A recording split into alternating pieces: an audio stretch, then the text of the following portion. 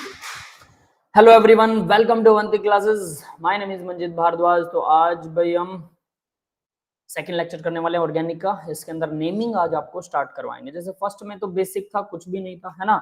आज नेमिंग थोड़ा थोड़ा करवाएंगे, कुछ ग्रुप आपको याद करवाएंगे। तो जो भी ग्रुप आपके आज के चैप्टर में आएंगे, आज के सेशन में, क्लास में आएंगे, तो वो आपको ध्यान से करने हैं और अच्छे से याद भी करने हैं बेटा, ठीक है। वरना याद रखना, ये बहुत बेसिक है। ए बी सी सिखा रहे हैं। ए बी सी सीखने के बाद 12th क्लास में आपको वर्ड्स बनाने होंगे, सेंटेंस बनाने होंगे, पैराग्राफ लिखने होंगे। तो सोचो ये एबीसी है, तो इसको याद करना ही पड़ेगा। इससे मिस कर दोगे फिर ऑर्गेनिक से डर लगेगा हमेशा, है ना। और आसान है, बहुत आसान है, बट एक बार लिख के देखना पड़ेगा, बस इतना। मुश्किल बिल्कुल नहीं है, देखते जाओ और करते जाओ, बस इतना ही है। 3 dimensional representation of organic molecule. देखो ये भी अभी बेसिक्स में ही है, ठीक है। मतलब बेसिक कह रहा हूँ, ये भी आसान वाला टाइप है, कुछ नहीं है इसके अंदर भी, ये आप पहले से जानते हैं क्या होता है 3 डायमेंशनल। Let's see it. देखो जैसे CH4, आपको पता है टेट्राहेड्रल स्ट्रक्चर होता है CH4 का, ये हम कर चुके हैं, है ना। टेट्राहेड्रल स्ट्रक्चर जिसका बॉन्ड एंगल कितना होता है, कार्बन इस तरह से ट्रायंगुलर बना देते हैं और सेंटर में नहीं लगाएंगे इसे, इस तरफ या इस तरफ, और इन दोनों से नीचे थोड़ा सा ज्यादा एक्सटेंट में, इस तरफ भी लगा सकते हैं, इस तरफ भी। तो ये क्या बन जाएगा, ध्यान दोगे तो आप देखिए ये क्या बन रहा है, ये ट्राइपोड स्टैंड जैसा बन रहा है ना। नीचे इसका ट्राइंगुलर बेस है, नीचे ट्रायंगल बन रहा है, ट्राइंगुलर बेस, और ऊपर एक इस तरह की रोड लगी हुई है ना। इसको भी अगर इनसे मिलाते हैं तो इस स्ट्रक्चर को हम बोलते हैं टेट्राहेड्रल। इस स्ट्रक्चर का नाम है टेट्राहेड्रल। टेट्राहेड्रल, ठीक है। अब ये जो टेट्राहेड्रल स्ट्रक्चर्स का बॉन्ड एंगल कितना होता है, 109 डिग्री 28 मिनट, ठीक है। ये 109 degree 28 minute perfect bond angle होता है। आप 109.5 भी बोल सकते हैं, क्योंकि 60 डिग्री में 1 मिनट होता है ना। ये मिनट वो टाइम वाला मिनट नहीं है, ध्यान रख लेना, ठीक है। तो 1 मिनट में 60 डिग्री होते हैं, तो आधे मिनट में मतलब 30 मिनट में क्या होगा, आधा डिग्री होगा। तो अप्रोक्सीमेट 30 मिनट है, तो अप्रोक्सीमेट 109.5 डिग्री बोल सकते हैं, but exact value 109 degree 28 minute है। ये होता है टेट्राहेड्रल। इसी को 3D में कैसे रिप्रेजेंट, ये तो आपको आता है, नीचे ट्रायंगल है, ऊपर इस तरह से।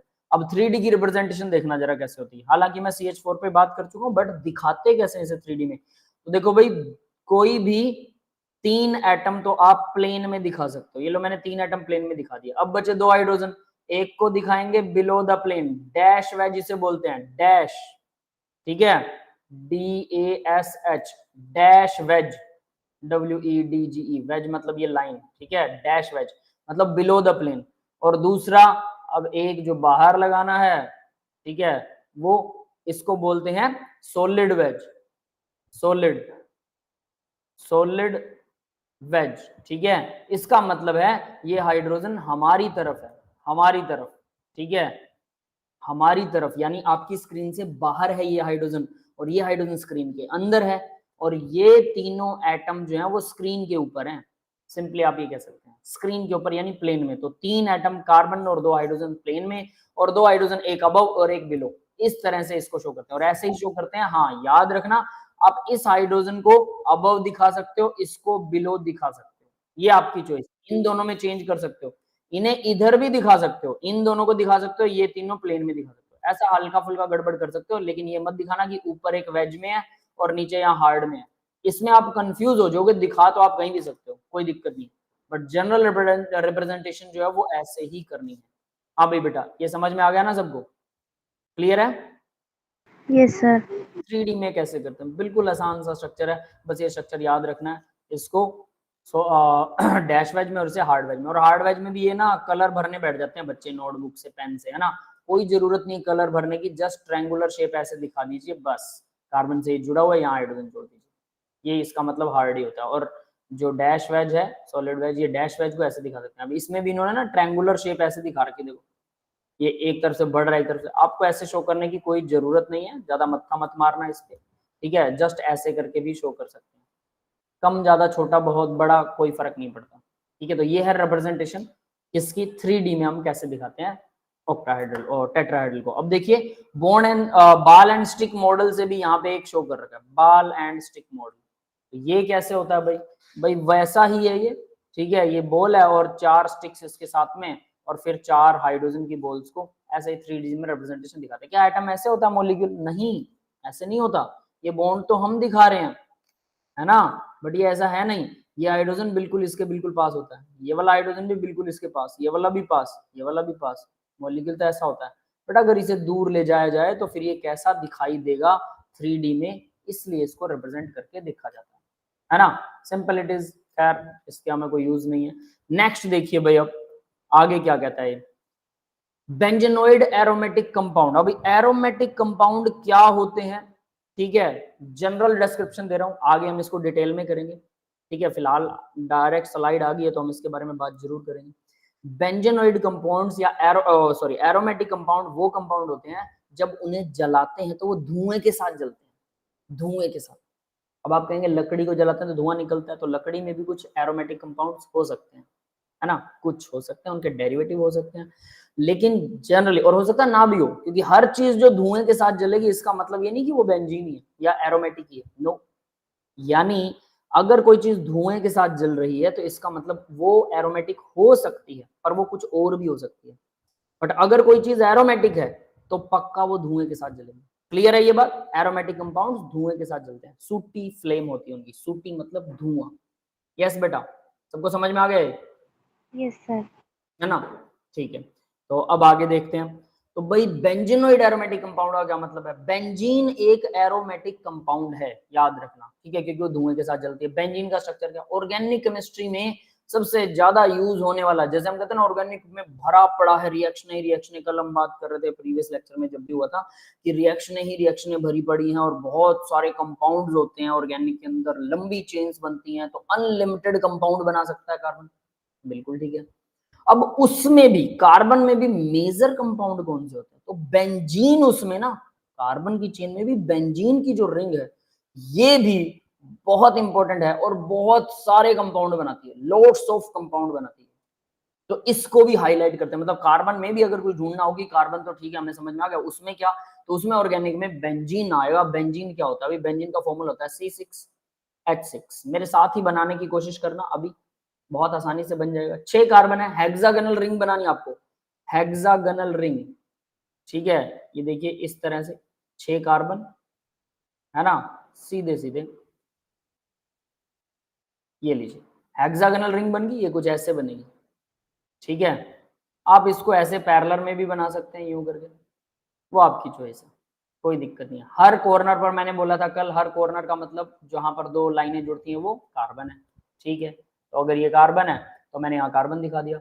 अब इसमें होते हैं 3 double bond, 3 double bond, 3 carbon के बीच में डबल बॉन्ड होते हैं, मतलब 3 सेट ऑफ डबल बॉन्ड होते हैं 6 कार्बन के बीच में।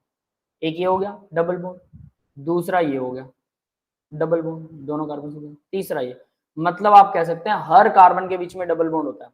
सिंपली देखिए, इन दोनों कार्बन के बीच में डबल बॉन्ड है, इन दोनों के बीच में है, और इन दोनों के बीच में, तो सभी कार्बन के बीच में डबल बॉन्ड आ गया। लेकिन अब ध्यान देंगे तो इन दोनों के बीच में नहीं है, बट ये कार्बन डबल बॉन्डेड है, ये भी डबल बॉन्डेड है, बट आपस में नहीं है। तो हम इससे बोलते हैं कि अल्टरनेट में, यहां सिंगल फिर double, single double, single double, alternate में क्या होता है?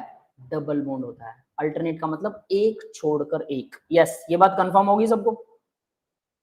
अल्टरनेट में बेंजीन रिंग में डबल बॉन्ड होता है, एक छोड़कर एक, ठीक है, ठीक है। अब आगे बढ़ते हैं बेटा, ठीक है। अब देखो कार्बन की वैलेंसी हमने बोला था कि बाकी सब क्या होगा, हाइड्रोजन से पूरी करनी है, तो ये इतने तो हो गए, बाकी सब तो देखो हर एक कार्बन आप देखेंगे 3 वैलेंसी इसकी कंप्लीट है, 2 इधर वाले डबल बॉन्ड बना रखा है और एक उधर वाले कार्बन से, तो 3 होगी, तो 4th वैलेंसी हाइड्रोजन से। इस कार्बन की भी 3 पूरी है, 4th वैलेंसी हाइड्रोजन से, इसकी भी 3 और एक single bond, 4th valency hydrogen से, इसकी भी कंप्लीट है, तो ये भी 4th वैलेंसी हाइड्रोजन से। यहां पर भी डबल, नमस्ते बेटा, यहाँ और हर जगह पर इस तरह से आप चेक करेंगे, हर जगह पर हर कार्बन के साथ में क्या है? एक सिंगल बॉन्ड, डबल बॉन्ड, और हर कार्बन के साथ एक हाइड्रोजन लगा हुआ। तो टोटल कितने कार्बन है इस रिंग में? देखो 6 कार्बन है, 6 ही हाइड्रोजन है, तो इसलिए इसका फॉर्मूला ऊपर लिखा हुआ है C6H6। और ये बहुत इंपॉर्टेंट ऑर्गेनिक कंपाउंड है, ऑर्गेनिक केमिस्ट्री का कंपाउंड है, ठीक है। और इसको, इसके बहुत सारे डेरिवेटिव भी हम करने वाले हैं, तो इसको बोलते हैं, इसका नाम है बेंजीन। बेंजीन, ठीक है। ये इसका आईयूपीएसी नेम नहीं है जो हम बाद में करेंगे, बट ये है, ठीक है। सर कुछ ये कॉमन लड़की है, नेम। वो बार बार मैसेज कर रही है कि आपको बोल दो कि वो वेटिंग एरिया में है। कौन? पता नहीं, उसका नाम नहीं पता, होम स्वीट होम के नाम से आ रखा है। ग्रुप में मैसेज कर रहे हैं? हाँ, वो आपका जो आपने बनाया नहीं था अलग से उसमें। ठीक है ठीक है ठीक है, हाँ।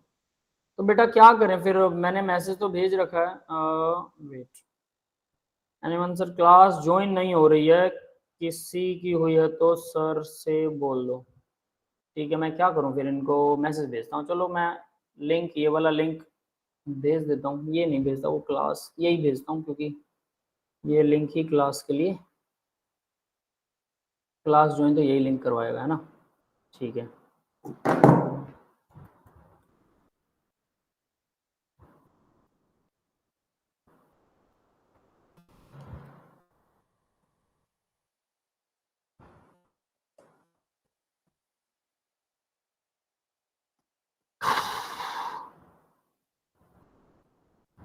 चलिए भाई, जो जिससे ज्वाइन नहीं हो रही अब हो जाएगी।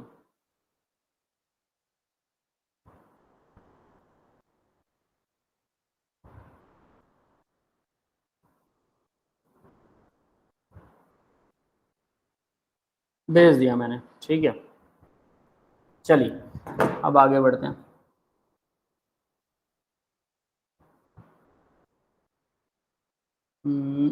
हाँ, तो अब आपको बेंजीन समझ में आ गया भाई। बेंजीन क्या होता है? 6 कार्बन है, अल्टरनेट में एक छोड़कर एक दूसरे कार्बन के साथ में डबल बॉन्ड होगा, single double single double, ring होगी, प्लेनर होता है, बिल्कुल प्लेन में होता है। 6 के 6 कार्बन आपकी स्क्रीन पर है, 6 के 6 हाइड्रोजन भी आपकी स्क्रीन पर है, ना कोई अंदर है ना कोई बाहर है।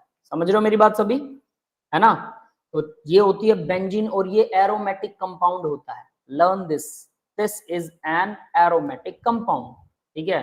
तो बेंजीन एक एरोमेटिक कंपाउंड है। Benzene is a aromatic compound, ठीक है। बेंजीन एरोमेटिक कंपाउंड होता है। तो जो भी कंपाउंड के साथ कोई और ऑर्गेनिक कार्बन की चेन जोड़ दें, कैसे? डेरिवेटिव ऑफ बेंजीन जिसे बोलते हैं। डेरिवेटिव का मतलब बेंजीन से मिलकर बनने वाली चीजें। तो मान लो कि मैं एक हाइड्रोजन को यहां से हटा देता हूं और इसके साथ कोई कार्बन की चेन जोड़ देता हूं, CH2 CH3, है ना। तो अब भी इस कंपाउंड का नाम अब भी एरोमेटिक ही रहेगा, क्योंकि इसमें बेंजीन है जो कि एरोमेटिक है, तो ये एरोमेटिक ही रहने वाला है। तो इस कंपाउंड का नाम अब हम लिख सकते हैं कि ये बेंजेनोइड है। बेंजीन का डेरिवेटिव है बेंजेनोइड एरोमेटिक कंपाउंड। यस, ये समझ में आ गया बेटा सबको। बेंजेनोइड एरोमेटिक कंपाउंड क्या होते हैं? बेंजीन रिंग होती है उसमें, और बेंजीन रिंग C6H6, यानी कि 6 कार्बन 6 हाइड्रोजन अल्टरनेट में डबल बॉन्ड, ठीक है। और ऐसे कंपाउंड्स एरोमेटिक होते हैं। एरोमेटिक कंपाउंड सूटी फ्लेम के साथ जलते हैं। हम इसको बाद में डिटेल में करेंगे, अभी नहीं, ठीक है। जस्ट एक इंट्रोडक्शन है। बेंजीन रिंग होगी, और इस पूरे कंपाउंड को बोलेंगे बेंजीन रिंग, और इसके साथ एक हाइड्रोजन को हटा के अगर मैं किसी और कंपाउंड को जोड़ दूं, किसी को भी, तो वो बेंजीनोइड कंपाउंड बन जाएगा, बेंजीन से मिलकर बन जाएगा। तो यहाँ देखिए, ये है बेंजीन रिंग, यहाँ पर मैंने शो कर रखा है बेंजीन रिंग C6H6, ठीक है। बेंजीनोइड एरोमेटिक, एक हाइड्रोजन हटा दिया हमने, इसका NH2 जोड़ दिया इसकी जगह पर, एक हाइड्रोजन हटा के, है ना। तो अगर इस हाइड्रोजन को यहां से हटा दिया और NH2 जोड़ दिया, तो अब इसका फॉर्मूला क्या हो जाएगा? C6H5, एक हाइड्रोजन चला गया और NH2 जुड़ा हुआ है, और उसके साथ NH2। समझ गए भाई ये फॉर्मूला? क्लियर है बेटा? इसको बोलते हैं एनालिन। अभी आपको याद करना है, देखो ऑर्गेनिक के कुछ मॉलिक्यूल्स आपको याद होंगे, तो अभी आगे चलेंगे। गुड इवनिंग बेटा, कोई बात नहीं, वो क्लास पता नहीं क्यों बच्चों की ज्वाइन नहीं हो रही थी, कोई दिक्कत नहीं है, ठीक है। यहाँ से उठा सकते हो, पीछे कुछ नहीं हुआ, बॉल एंड स्टिक मॉडल था। बॉल एंड स्टिक मॉडल वही नॉर्मल सी चीज थी और कुछ भी नहीं था। तो यही कंपाउंड डायरेक्टली बता रहा हूँ, और ये भी जो जो कंपाउंड सामने है उनको याद ही करना है आपको। ये बार बार आएंगे, रिपीटिंग में आएंगे, अभी याद कर लो तो बहुत अच्छा है। पर है क्या ये, बस इसी को डिटेलिंग दे रहे हैं, ठीक है। तो देखिए C6H5NH2, इसे ऐसे लिख सकते हैं, और इसका नाम है एनिलिन। तो रट्टा मारना भी एनिलिन का, ये डायग्राम का रट्टा मारना है, फिर ये फॉर्मूला बना के देखना है, यानी सिर्फ प्रैक्टिस करनी है और इसमें याद भी रखना है, और कुछ समझने लायक नहीं। सेम अब देखो, ये दोनों कंपाउंड, ये वाली बेंजीन है, देखो भाई ये बेंजीन है ना। कैसे? अल्टरनेट में एक छोड़ के एक डबल बॉन्ड है, ये हो गई बेंजीन। बेंजीन के साथ ये दोनों हाइड्रोजन हटा दिए, हटाने के बाद ये वाली एक और रिंग जोड़ दी, तो यानी ये भी बेंजेनोइड है। समझ गए? बेंजेनोइड का मतलब बेंजीन रिंग का एक हाइड्रोजन, दो हाइड्रोजन, जितने भी 6 हाइड्रोजन होते हैं सारे के सारे हटा के अगर हम उसकी जगह कुछ और जोड़ दें तो उन कंपाउंड्स को बोलेंगे बेंजेनोइड कंपाउंड। और क्योंकि बेंजीन एरोमेटिक होती है तो बेंजेनोइड कंपाउंड भी एरोमेटिक ही होंगे। यस बेटा, क्लियर है सबको ये बात?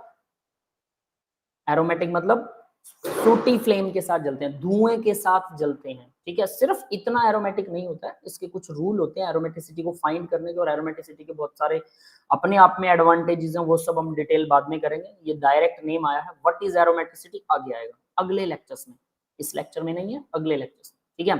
क्योंकि अभी हम सिर्फ नाम पढ़ना सीखने वाले हैं। नॉन बेंजेनोइड कंपाउंड जो बेंजीन नहीं है, तो देखो भाई ये आपको दिख रहा होगा कि 3 डबल बॉन्ड है, लेकिन यहाँ कार्बन कितने हैं? 1 2 3 4 5 6 7, 7 कार्बन है, तो ये बेंजीन नहीं है, नॉन बेंजेनोइड कंपाउंड, क्योंकि इसमें 7 कार्बन है, तो ये बेंजीन नहीं है। बेंजीन नहीं है तो नॉन बेंजेनोइड है, कंपाउंड है, एरोमेटिक नहीं है। ये एरोमेटिक को कैसे ढूंढते हैं वो हम बाद में डिस्कस करेंगे, ठीक है। शक्ल देख के एरोमेटिक नहीं पता लगता, लेकिन फिलहाल के लिए याद रख लो प्रोपोन जो है, ठीक है, वो एरोमेटिक नहीं होता, बस इतना काफी है। इसका नाम ट्रोपोन है, 7 कार्बन है, 3 डबल बॉन्ड है, 1 डबल बॉन्ड O है, ठीक है। फॉर्मूला आप खुद बना लेना, हर एक कार्बन के साथ एक हाइड्रोजन लगा होगा, क्योंकि हर एक कार्बन की 3 वैलेंसियां पूरी हो रही हैं। इस बीच वाले कार्बन के साथ कोई हाइड्रोजन नहीं होगा, क्यों? इसकी 4 की 4 वैलेंसियां पूरी हैं, ध्यान से देखो, इधर इधर डबल बॉन्ड इधर, तो इसके साथ कोई हाइड्रोजन नहीं होने वाला है। उस हिसाब से आप फॉर्मूला लिख सकते हैं। अब आगे बढ़ते हैं, फंक्शनल ग्रुप क्या होता है? तो भाई अब यहां से हमारी नेमिंग स्टार्ट हो जाती है। कुल मिला के सीधी बात यह है कि यहां से हमारी नेमिंग स्टार्ट होने वाली है ऑर्गेनिक कंपाउंड्स। जब कार्बन की सिंपल चेन के साथ अगर मैं कुछ और जोड़ दूं, सिंपल चेन मतलब कार्बन कार्बन कार्बन, ये सिंपल चेन मैंने बोला था कल कि कार्बन बहुत सारी लंबी चेन्स बनाता है, और कार्बन के साथ क्या जुड़ेगा भाई? हाइड्रोजन जुड़ा होता है डिफॉल्ट में, हर एक कार्बन के साथ हाइड्रोजन जुड़ा हुआ उसकी 4 वैलेंसियां पूरी करने के लिए। तो बीच वाले कार्बन तो CH2 रहेंगे, ऑब्वियस सी बात है, क्योंकि वो दोनों तरफ से कार्बन के साथ बॉन्ड बना रहे, तो 2 ही हाइड्रोजन उसके साथ जुड़ेंगे। और जो टर्मिनल एंड वाला होता है कार्बन, वो एक ही तरफ से बना रहा है, उसके साथ 3 हाइड्रोजन जुड़ेंगे, तो टर्मिनल वालों पर 3, बीच वालों पर 2, ठीक है। ये होती है नॉर्मल कार्बन की चेन। फंक्शनल ग्रुप क्या होता है? फंक्शनल ग्रुप होता है कि अगर इसमें से कुछ हटा के, यहाँ से हाइड्रोजन हटा दिया मैंने, ठीक है, 2 हाइड्रोजन लगा दिया, और एक यहाँ पर मैंने क्लोरीन लगा दिया, तो देखो पूरी चेन की जो प्रॉपर्टी है, क्लोरीन के आने की वजह से प्रॉपर्टी में चेंज आ जाएगा। तो हम क्लोरीन को एज ए फंक्शनल ग्रुप बोलेंगे कि क्लोरीन फंक्शन कर रहा है, क्लोरीन के फंक्शन की वजह से ग्रुप चेंज हो रहा है, मतलब ग्रुप के चेंज होने की वजह से पूरे मॉलिक्यूल की प्रॉपर्टीज चेंज हो रही है, तो इसी को बोलते हैं फंक्शनल ग्रुप। यस, क्लियर है बेटा फंक्शनल ग्रुप क्या होता है? सबको समझ में आ गया functional group? That is it, ठीक है। तो फंक्शनल ग्रुप और कुछ भी नहीं है कि कोई एक चीज आती है उसके लगने से पूरी चेन की प्रॉपर्टी बदल जाती है। Functional group are the groups one और more atoms with distinctive chemical properties. एक या एक से ज्यादा आइटम हो सकते हैं, जैसे हमने क्लोरीन लिया था, एक से ज्यादा भी हो सकते हैं item with distinctive chemical properties regardless what is attached to them. ये किसके साथ अटैच होता है इससे कोई फर्क नहीं पड़ता, इसकी खुद की अपने आप में एक अलग प्रॉपर्टीज होती है, ठीक है। तो कोई भी चीज, ये डेफिनेशन है। अब यहां से हम बात करते हैं, अभी फंक्शनल ग्रुप्स को याद करेंगे, ये है आपका सबसे इंपॉर्टेंट काम। पीछे वाली चीजें अगर याद नहीं भी रही हैं, जो पहले लेक्चर में थे, बहुत बेसिक था, इंट्रोडक्शन था, ऑर्गेनिक कहाँ कहाँ काम आती है, ऑर्गेनिक की डेफिनेशन क्या है, इस लेसन में, इस चैप्टर में, क्लास में यहां से शुरू होता आपका असली lesson. Alkane, alkene, alkyne, alcohol, आपने ये 10th में थोड़ा बहुत पढ़ा होगा, हल्का सा, है ना। अब इसको, और बहुत से बच्चों को तो वो लेसन समझ में भी नहीं आता, बहुत से बच्चे उस लेसन को करते भी नहीं है 10th में, क्योंकि 10th लेवल के टीचर्स जो हैं वो उस लेसन को करवाते भी नहीं है अच्छे से, है ना, उन्हें डिटेल भी नहीं देते हैं। तो ऑब्वियस है, मैं सोच सकता हूँ, तो यहाँ हम उसको डिटेल में करेंगे, अगर नहीं किया तो ऑर्गेनिक साफ हो जाएगी, फिर से बोल रहा हूँ, है ना। तो देखिए बेटा क्या होता है एल्कीन्स। तो एल्कीन्स क्या होती हैं, एल्केन्स क्या होते हैं? तो सबसे पहले इन्होंने एल्कीन दिया है, अगर कार्बन कार्बन में एक डबल बॉन्ड है, कम से कम एक डबल बॉन्ड, कार्बन की चेन है, कार्बन की 4 वैलेंसी होती है, तो 2 कार्बन के बीच कम से कम 2 कार्बन तो होने ही चाहिए, तभी कार्बन कार्बन में डबल बॉन्ड होगा ना। सिंगल कार्बन दूसरे किसी एटम से डबल बॉन्ड बना रहा है, सोचो, जैसे कार्बन ऑक्सीजन से डबल बॉन्ड बना रहा है, ये एल्कीन नहीं है। कार्बन कार्बन में डबल बॉन्ड होना चाहिए, तो कम से कम 2 कार्बन होने ही चाहिए, और बाकी की वैलेंसी आप हाइड्रोजन से भी कवर कर सकते हो, तो CH2 क्योंकि 2 बॉन्ड तो बन गए इनके। तो इस तरह से ये हमारे पास बन गया एल्कीन, सबसे छोटा है। अगर मैं यहाँ से एक हाइड्रोजन हटा दूं, ठीक है, जैसे यहाँ पर देखिए इसको CH2 रहने दिया, ये एक हाइड्रोजन हटा के यहाँ कार्बन जोड़ दिया, आप इस कार्बन की चेन को कितना भी बड़ा कर दीजिए, ये एल्कीन ही रहेगा, ALKENE, एल्कीन ही रहने वाला है। समझ में आ गया भाई? जनरल नेम है इसका एल्कीन, ग्रुप का नाम। यस, क्लियर है सबको ना? कम से कम एक से ज्यादा कर सकते हैं, हाँ, एक से ज्यादा डबल बॉन्ड भी हो सकते हैं, जैसे बेंजीन में थे, बट वो रिंग था इसलिए वो एल्कीन नहीं है। कार्बन कार्बन में सिंगल बॉन्ड डबल बॉन्ड होंगे, स्ट्रेट लाइन होगा, रिंग नहीं होगा, ठीक है, तब वो एल्कीन होगा। और उसके अलावा कुछ और भी ना हो, क्लोरीन फ्लोरीन ब्रोमीन मत जोड़ देना कार्बन के साथ, सिर्फ हाइड्रोकार्बन हो, हाइड्रोजन और कार्बन, लंबी चेन हो, स्ट्रेट चेन हो, रिंग ना हो, ठीक है, और कम से कम एक डबल बॉन्ड हो 2 कार्बन के बीच। एक से ज्यादा हो सकते हैं, यस, वो भी एल्कीन होगा, ठीक है, तो वो होता है एल्कीन। तो ये भाई पहला फंक्शन ग्रुप है एल्कीन। फिर दूसरा देखो ट्रिपल बॉन्ड वाला एल्काइन, जिसके पीछे इन लगाओ ना, देखो AL के, एल्क, एल्क के पीछे इन लगा है, इन का मतलब है double bond, double bond, double bond, कम से कम एक डबल बॉन्ड, जैसा हमने अभी बात की। फिर एल्क, एल्क के पीछे YNE लग जाए, YNE, ठीक है, तो इसका मतलब है ट्रिपल बॉन्ड, कम से कम एक ट्रिपल बॉन्ड, एक ट्रिपल बॉन्ड तो होगा ही होगा, ठीक है, एक के अलावा एक से ज्यादा हो सकते हैं, ठीक है, बट एक तो होना ही चाहिए, तो 2 कार्बन के बीच में कम से कम एक ट्रिपल बॉन्ड तो होगा ही होगा, ठीक है। तो मान के चलो यहाँ पर मैंने 2 कार्बन बनाए, इनके बीच में ट्रिपल बॉन्ड बना दिया। नेक्स्ट यहाँ अगर मैं यहाँ फिर से कार्बन लगाऊं, क्या इसके बीच में ट्रिपल बॉन्ड बन सकता है? नहीं बन सकता, क्योंकि बीच वाले कार्बन के साथ तो 6 हो गए ना बॉन्ड, 4 से ज्यादा बनाता नहीं है, तो क्या होगा, ये तो सिंगल ही बनाएगा, इससे नेक्स्ट वाले कार्बन के बीच में ट्रिपल हो सकता है, तो ये तो अल्टरनेट में डालना पड़ेगा, कार्बन के साथ हो ही नहीं सकता। तो ट्रिपल बॉन्ड, कम से कम एक triple bond, that is called alkyne, ठीक है भाई, क्लियर है, समझ में आ गया एल्काइन ग्रुप क्या होता है? यस, हाँ बेटा बोलो। सर जैसे एक ट्रिपल बॉन्ड है और डबल बॉन्ड भी है साथ में, तो क्या होगा? हाँ, ट्रिपल बॉन्ड और डबल बॉन्ड है, जब हम नेमिंग करेंगे उसका भी बताऊंगा, कब ट्रिपल बॉन्ड को प्रेफरेंस मिलती है, कब डबल बॉन्ड को प्रेफरेंस मिलती है, जब नेमिंग के अंदर, ठीक है। अभी सिर्फ ग्रुप करवा रहा हूँ, इतना आगे जंप मत कीजिए, पहले ग्रुप करेंगे, नेक्स्ट वाले में फिर से ग्रुप करेंगे, नेक्स्ट लेक्चर में भी ग्रुप करेंगे डिटेल में, यही वाले ग्रुप दोबारा आएंगे, लेकिन सीक्वेंस में डालूंगा बढ़िया तरीके से, ताकि आप अच्छे से याद कर सको। उसके बाद तीसरे लेक्चर से, मतलब इससे नेक्स्ट के बाद जो नेक्स्ट लेक्चर आएगा उसमें आएगी नेमिंग, ठीक है। तो ग्रुप आपको अच्छे से याद होंगे तभी आप नेम कर पाओगे, तो अभी नेमिंग में नहीं जाएंगे। ट्रिपल बॉन्ड डबल बॉन्ड दोनों हो सकते हैं, बिल्कुल हो सकते हैं, तो उसको क्या बोलेंगे, एक फंक्शनल ग्रुप होगा जिसको हम प्रियोरिटी देते हैं, ट्रिपल बॉन्ड वाले को दें या डबल बॉन्ड वाले को, डिपेंड करेगा, हम उसके रूल बाद में पढ़ेंगे, मतलब हम उसको कौन सा बढ़िया वाला मॉलिक्यूल, मान लो सारे ग्रुप एक साथ इकट्ठे आ गए, तो हमें आपको एक सीक्वेंस लिखवाएंगे, उस सीक्वेंस के अंदर आपको सीक्वेंस से याद करना होगा कि किसको ज्यादा प्रियोरिटी देते हैं, किसको ज्यादा हम कहते हैं कि अगर ये 2 ग्रुप लगे हुए इनमें से इसको बड़ा मानेंगे दूसरे को छोटा मानेंगे, ये भी हम करेंगे, ठीक है, नेमिंग में, लेकिन अभी नहीं। ओके, अभी तो बहुत बेसिक चल रहा है बेटा। आगे देखिए एल्काइन फिर आता है हेलोजन डेरिवेटिव, मतलब हेलोजन मतलब क्लोरीन फ्लोरीन ब्रोमीन आयोडीन, तो कोई भी एक लगा दो halogen, chlorine fluorine bromine iodine, अगर कार्बन की चेन के साथ एक क्लोरीन भी लगा हुआ है तो हेलोजन डेरिवेटिव का ग्रुप माना जाएगा, दैट्स इट, ठीक है, जस्ट आपको फिलहाल यही याद करना और इसमें कुछ नहीं है। फिर उसके बाद एल्कोहल्स, एल्कोहल का ग्रुप कौन सा होता है, हाइड्रोक्सी भी बोलते हैं इसे, हाइड्रोक्सी मतलब OH, ठीक है।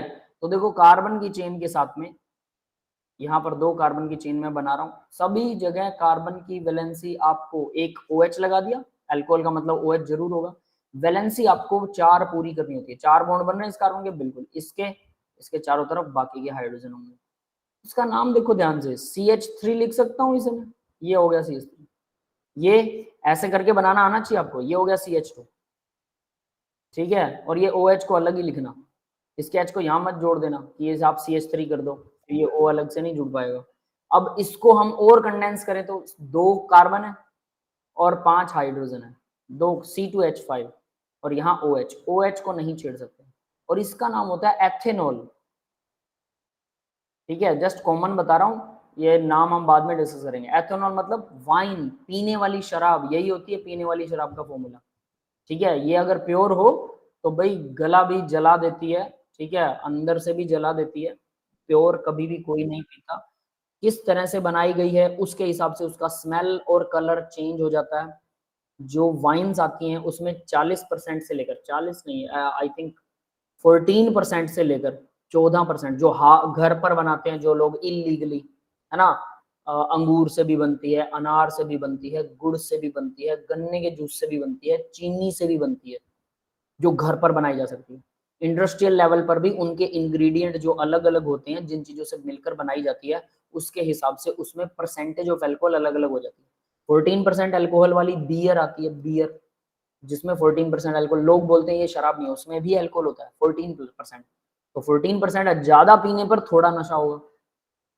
और 60% तक की ब्रांडी आती है, 60%, जो फौजियों को दी जाती है ना, फौज में जो होते हैं, आर्मी के अंदर जो लोग होते हैं, उनको ब्रांडी, बढ़िया तरह की ब्रांडी उनको सर्व की जाती है। उसका नाम भूल गया हूँ, पता नहीं क्या नाम था।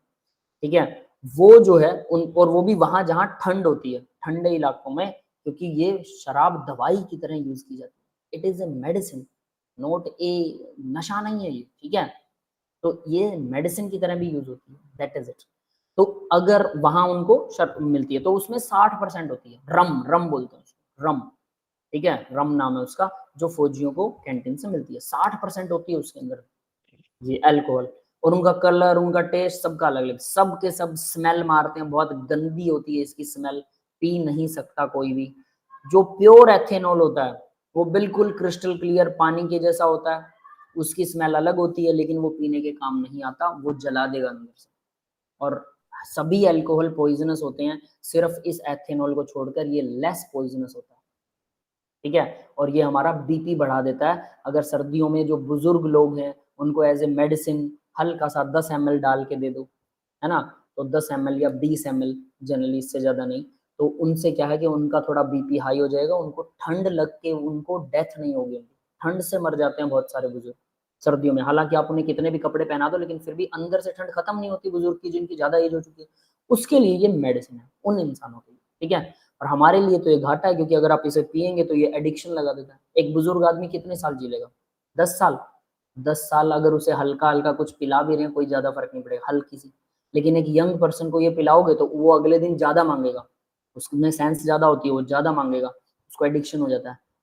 फिर अगले हफ्ते और ज्यादा, 10-15 दिन बाद, महीने बाद और ज्यादा, वो पीता रहेगा, गिरता रहेगा, उसका मेंटल सेटअप बिगड़ जाएगा, इसलिए वो एडिक्शन हो जाता है इससे। तो ये अच्छी चीज नहीं है। This is also alcohol. Ethanol है वो जो पीने लायक अल्कोहल होता है, ठीक है, मेडिसिन होती है एक्चुअल में, बट लोग इसका गलत यूज करते हैं। याद रखना, every medicine is a poison. हर एक दवाई एक जहर है, and every poison is a medicine, और हर एक जहर एक दवाई है। अगर उसका यूज, अमाउंट, डोज सही तरीके से ली जाए तो हर जहर दवाई का काम करता है, और हर दवाई जहर है अगर आपने उसकी डोज ज्यादा ले ली। एथेनॉल एक दवाई है, एक मेडिसिन है, डोज ज्यादा लेंगे तो वो जहर का काम करता है। बीपी बढ़ाता है, कोलेस्ट्रॉल बढ़ाता है, लीवर को खराब करता है, किडनियों को खराब करता है, हार्ट ब्रेन स्ट्रोक का खतरा लेके आता है।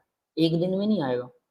जो लोग 10 साल 20 साल से लगातार शराब पीते हैं, लास्ट में उनका लीवर खराब होने से डेथ हो सकती है, ब्रेन स्ट्रोक आ सकता है, पैरालिसिस हो सकता है, कोलेस्ट्रॉल बढ़ने से हार्ट का अटैक भी आ सकता है। इतने सारे ड्रॉबैक हैं इसके, धीरे धीरे धीरे, स्लो पॉइजन की तरह किडनियां भी खराब हो जाती हैं, ठीक है। आगे देखते हैं ईथर। अब देखो भाई, ether, what is ether? Divalent oxygen होती है इसमें, दो वैलेंसी ऑक्सीजन की। ये देखिए, ऑक्सीजन के दोनों तरफ कार्बन की चेन लगी, आर मतलब कार्बन की चेन, ठीक है, सिंपल कार्बन की चेन, तो इसको बोलते हैं ether, R O R, group याद रख लेना, ये R O R, ether. Next है थायो ईथर। थायो ईथर, थायो वर्ड आता है भाई सल्फर के लिए, ईथर के जैसा ही है, बस थायो लगा हुआ है ऑक्सीजन की जगह पर, दैट इज थायो ईथर। यस, क्लियर है बेटा सबको? थायो ईथर सर थायो क्लियर है? ईथर से एक बार रिपीट कर दीजिए। क्या बेटा? सर थायो ईथर से एक बार रिपीट कर दीजिए। ठीक है, करता हूँ, 1 मिनट दीजिए मुझे, 1 मिनट।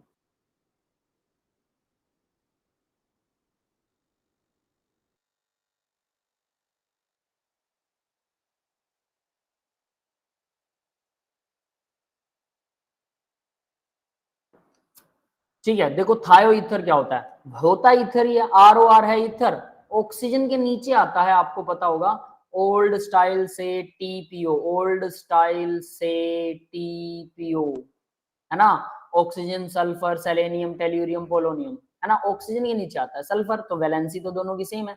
तो अगर मैं ऑक्सीजन को रिप्लेस कर दूं, ऑक्सीजन की जगह सल्फर कर दूं, तो सल्फर को थायो वर्ड, थायो भी बोलते हैं, थायो, थायो word is used for sulphur also, ठीक है, अकेला सल्फर नहीं बोलते, ये थायो की तरह भी यूज होता है, इसको याद रख लेना।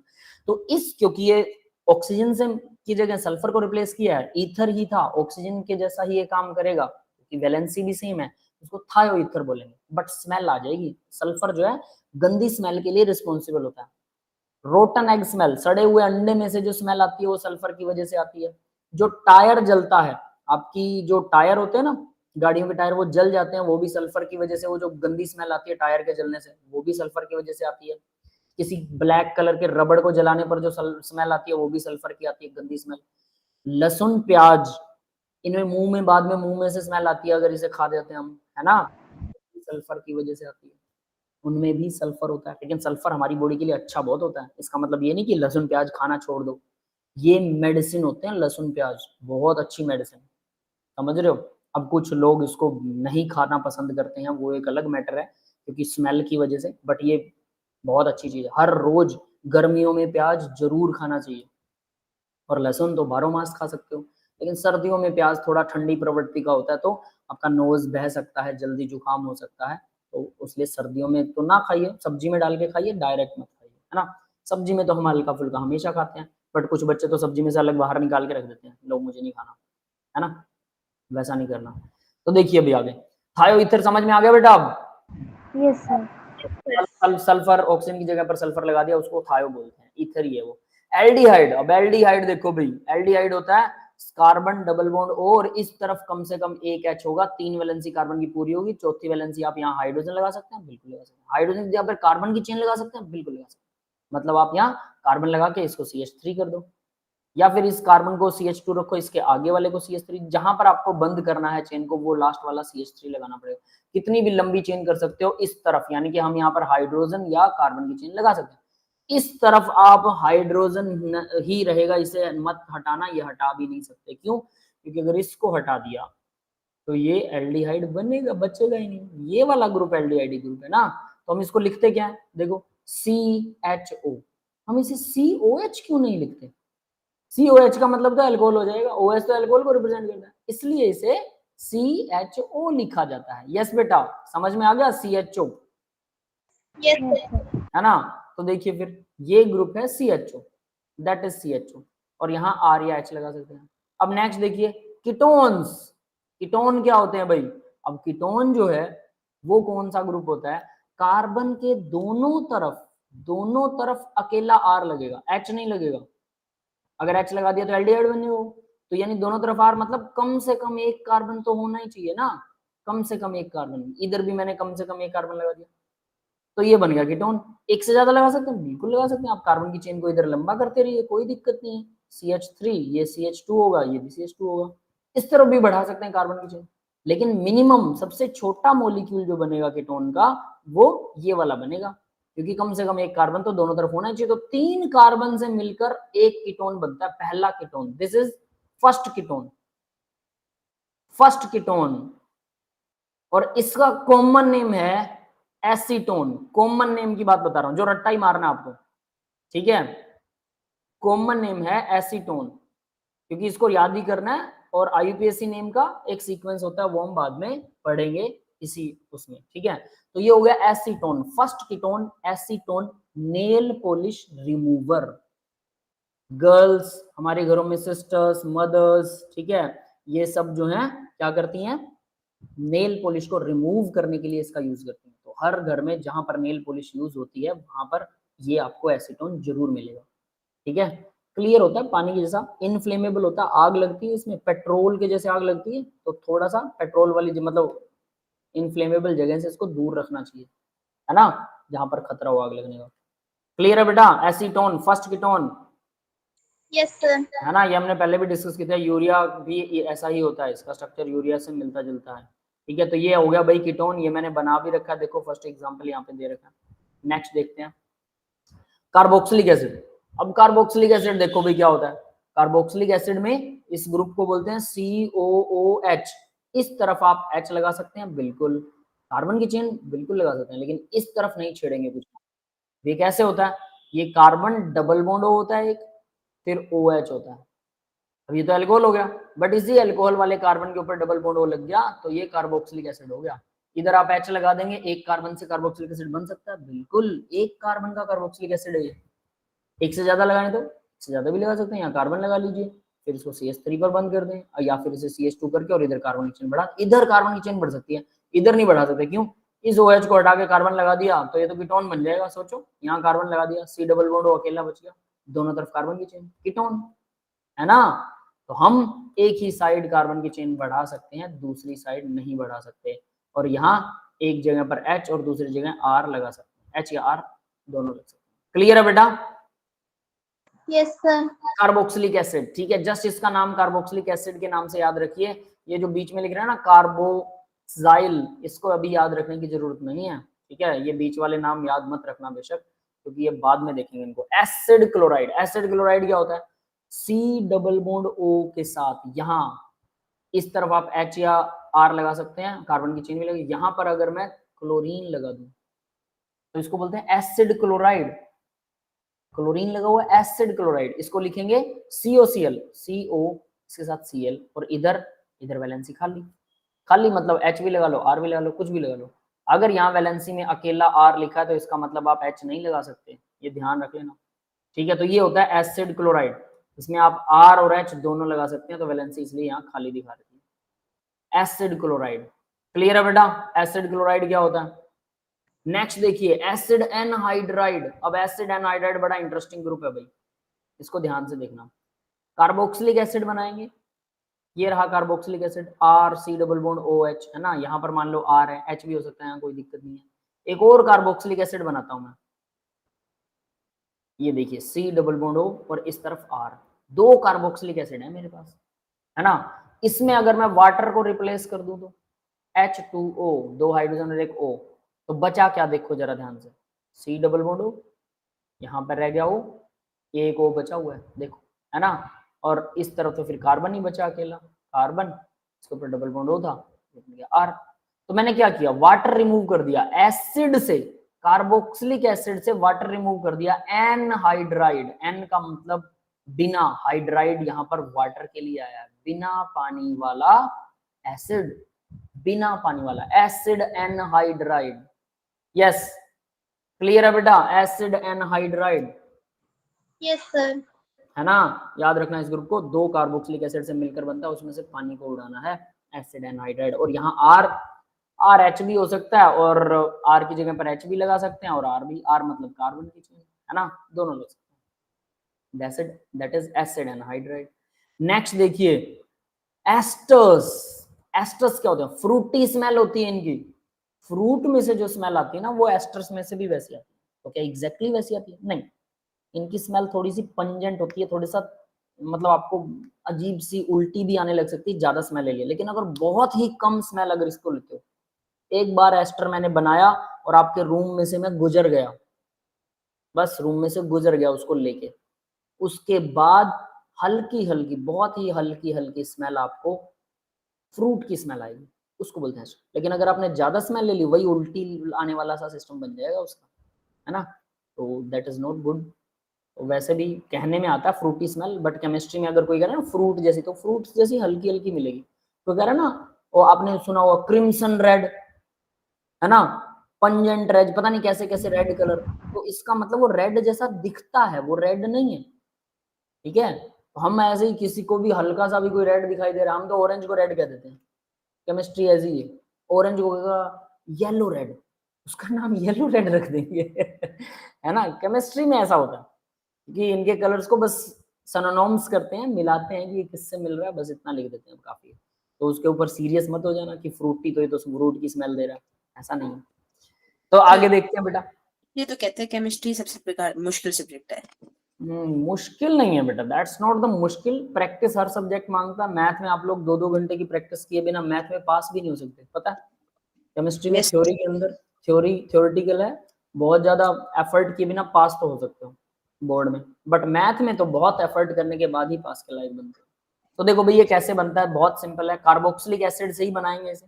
यहाँ पर OH लगा हुआ था, इस तरफ R या H लगा रखा था हमने, R या H कोई भी हो सकता है इस तरफ, लेकिन इस तरफ का ये वाला H अगर मैं हटा दूं, अब ध्यान देना, अगर मैं ये वाला H हटा दूं यहाँ से और इसके साथ यहाँ H की जगह पर, कार्बोक्सिलिक एसिड में H की जगह पर कार्बन जोड़ दूं, H नहीं जोड़ना, यहाँ पर कार्बन ही रहेगा, फिक्स है ये।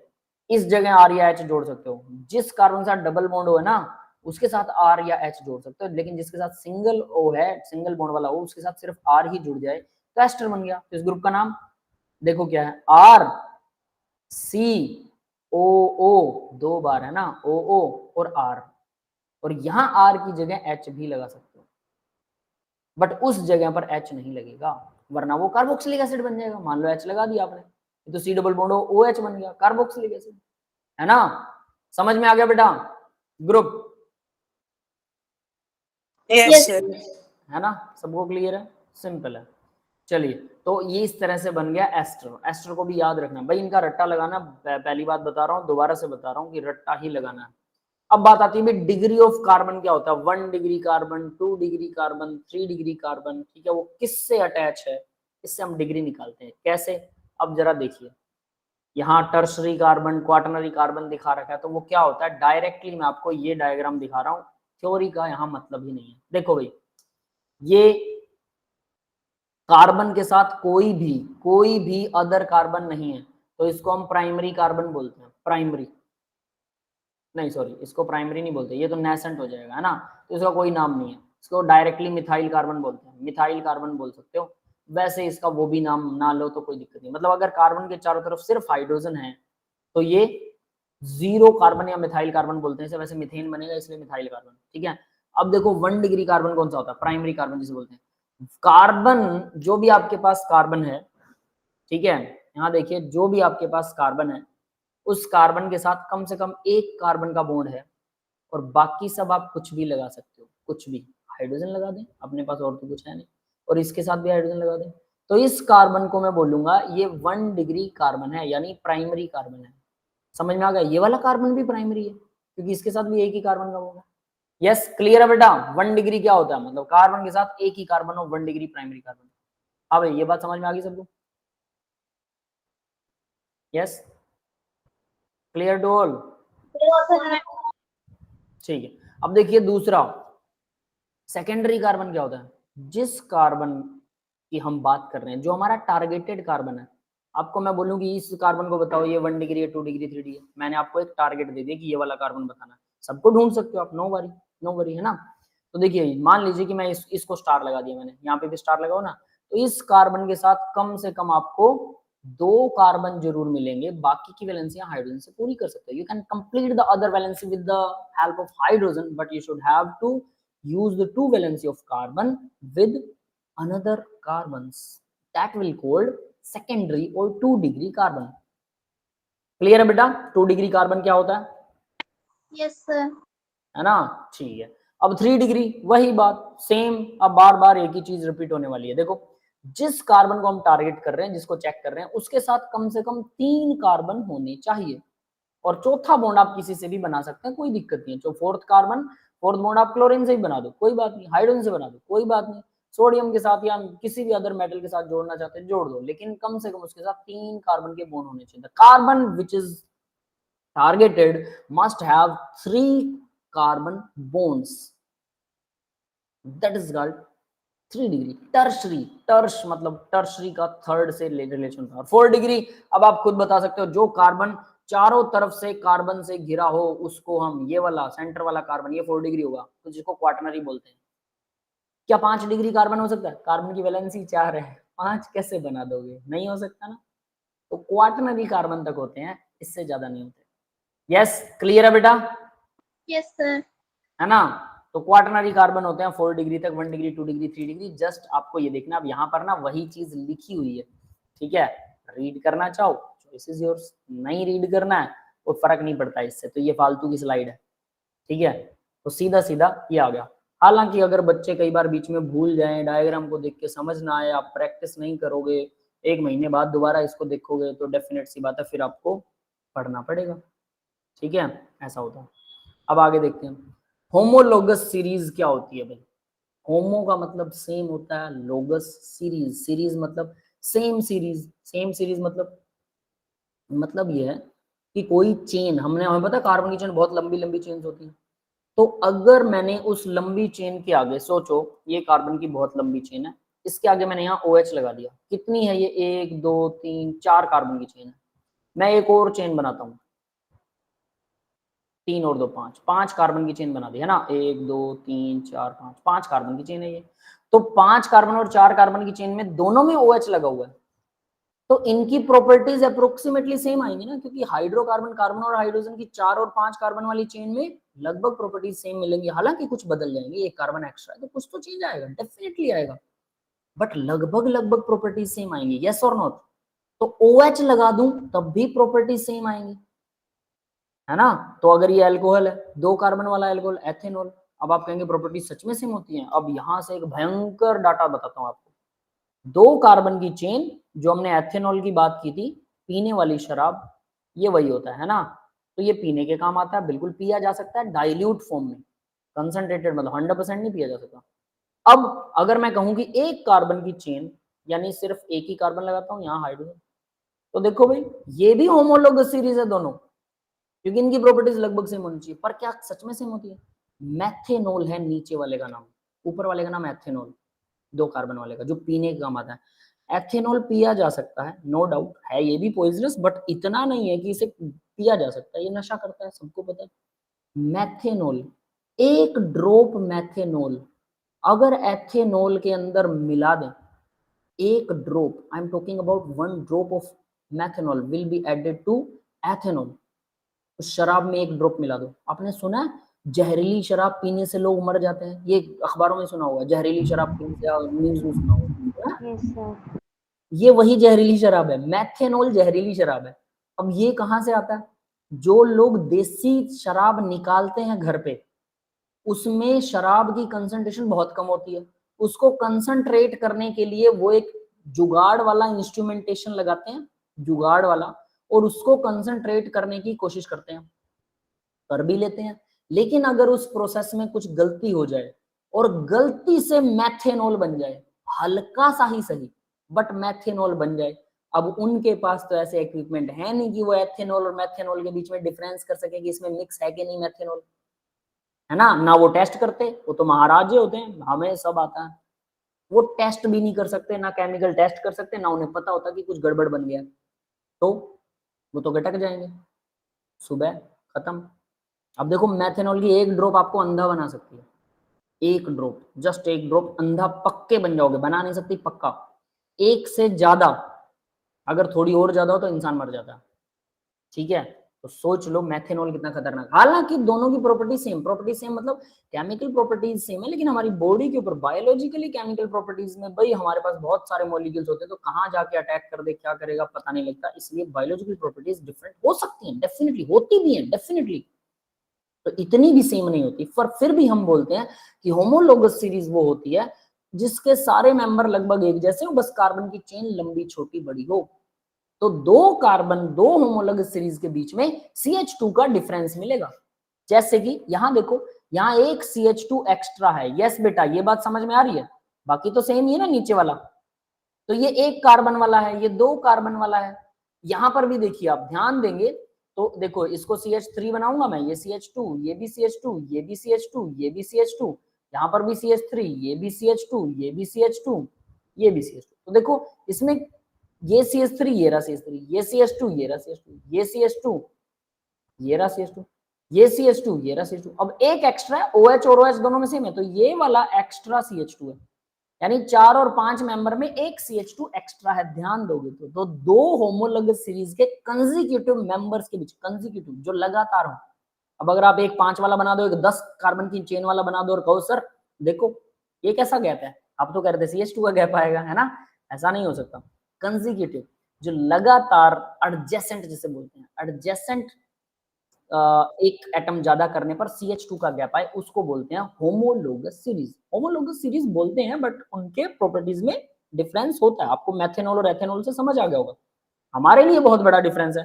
But chemistry as a being chemistry lecturer, मैं अगर आपसे बात करूं तो मैं कहूंगा कि केमिकल रिएक्शंस में थोड़ा बहुत ही डिफरेंस पड़ता है, बट हमारी बॉडी में बहुत सारे केमिकल्स है, तो किसी और से रिएक्शन करने की वजह से ये पॉइजनस हो जाता है मेथेनॉल हमारे लिए, बट किसी पर्टिकुलर केमिकल के लिए दोनों हो सकता है सेम रिएक्ट करे, बहुत ज्यादा फर्क ना हो। यस, क्लियर है बेटा? ये यस सर। तो सबको समझ में आ गई ना? तो ये होती है होमोलोगस सीरीज, मतलब CH2, जो CH2 का डिफरेंस होता है दो मॉलिक्यूल्स के बीच में, that is called homologous series. ठीक है, तो भाई कैरेक्टरिस्टिक ऑफ होमोलोगस सीरीज दे रखे हैं, अब आपको पता है जनरल फॉर्मूला सेम रहेगा, जनरल फॉर्मूला, ठीक है। उसके बाद member have nearly identical chemical, देखो नियरली आइडेंटिकल ये मैं डिस्कस कर चुका हूं, बट ये डिफरेंस भी हो सकती है। Next, member have general method of preparation, का मेथड जनरल सबका लगभग सेम होगा, मतलब काफी सारी प्रॉपर्टीज सेम होती है, जनरल बातें, नथिंग स्पेशल। ठीक है, अब होमोलोगस सीरीज के बारे में यहाँ पर अब हम पढ़ने वाले हैं। एल्केन, एल्कीन, एल्काइन, अल्कोहल क्या होते हैं। अल्कोहल का मैंने जैसे आपको बता दिया, एल्केन क्या होता है उसके बारे में, उनका जनरल फॉर्मूला क्या होता है उसके बारे में स्टडी करें। ठीक है, 1 मिनट दीजिए मुझे।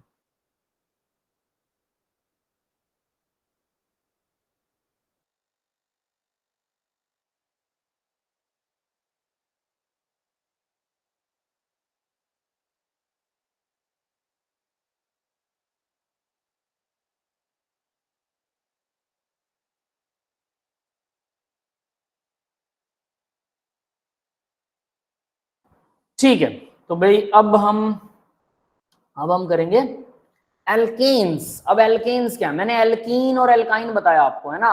देखो एल्केन्स क्या होता है, ALKANE, अगर ANE लगा है तो मतलब सभी कार्बन में सिंगल बॉन्ड होगा, कार्बन और हाइड्रोजन होंगे सभी में सिंगल बॉन्ड, ठीक है। और अगर एल्क इन लगा है, ENE, तो एक कम से कम एक डबल बॉन्ड, कम से कम एक डबल बॉन्ड। और अगर एल्क आइन लगा है, YNE, तो कम से कम एक ट्रिपल बॉन्ड। यस, क्लियर है? बाकी सब हाइड्रोकार्बन ही होंगे, हाइड्रोजन और कार्बन ही होंगे। हाँ बेटा, ये समझ में आ गया, एल्केन, एल्कीन, एल्काइन, है ना। तो अब देखिए, अब जरा इसको और डिटेल में जाएंगे कि एल्केन क्या काम करता है। तो देखो भाई, सबसे पहले CH4, C2H6, C3H8, C4H10, ये मॉलिक्यूल बना रखे हैं। अब देखो इसने क्या किया, एक कार्बन, सारे हाइड्रोजन लगा दो, तो सारे हाइड्रोजन लगाएंगे तो ये CH4 बनेगा, कार्बन की वैलेंसी CH4। ठीक है, पेपर पेन से ही बनाइएगा आप भी। दो कार्बन की चेन, कार्बन कार्बन में सिंगल बॉन्ड होना चाहिए एल्केन में, तो CH3, ठीक है, CH3, तो इसको C2H6 लिख सकते हैं, बिल्कुल। तीन कार्बन की चेन, कार्बन कार्बन में सभी में सिंगल बॉन्ड, ये CH3 बनेगा, तीन वैलेंसी इसकी कंप्लीट करनी पड़ेगी। बीच वाले के दो बॉन्ड बने हुए हैं, तो बीच वाले के साथ CH2 लगेगा, क्या बना C3H, कितना 6 और 2 8, 8 है H। देखो ये होमोलोगस है, एक एक कार्बन बढ़ा रहा हूं, इन दोनों के बीच में क्या गैप है, CH2 का गैप है, CH2 का। ये 4 हाइड्रोजन है, यहां पर 6 हाइड्रोजन है, तो 2 हाइड्रोजन ज्यादा हो गए, और एक कार्बन है, 2 कार्बन है। अब इसमें आपको सीधा समझ में नहीं आएगा कि CH2 का गैप कैसे।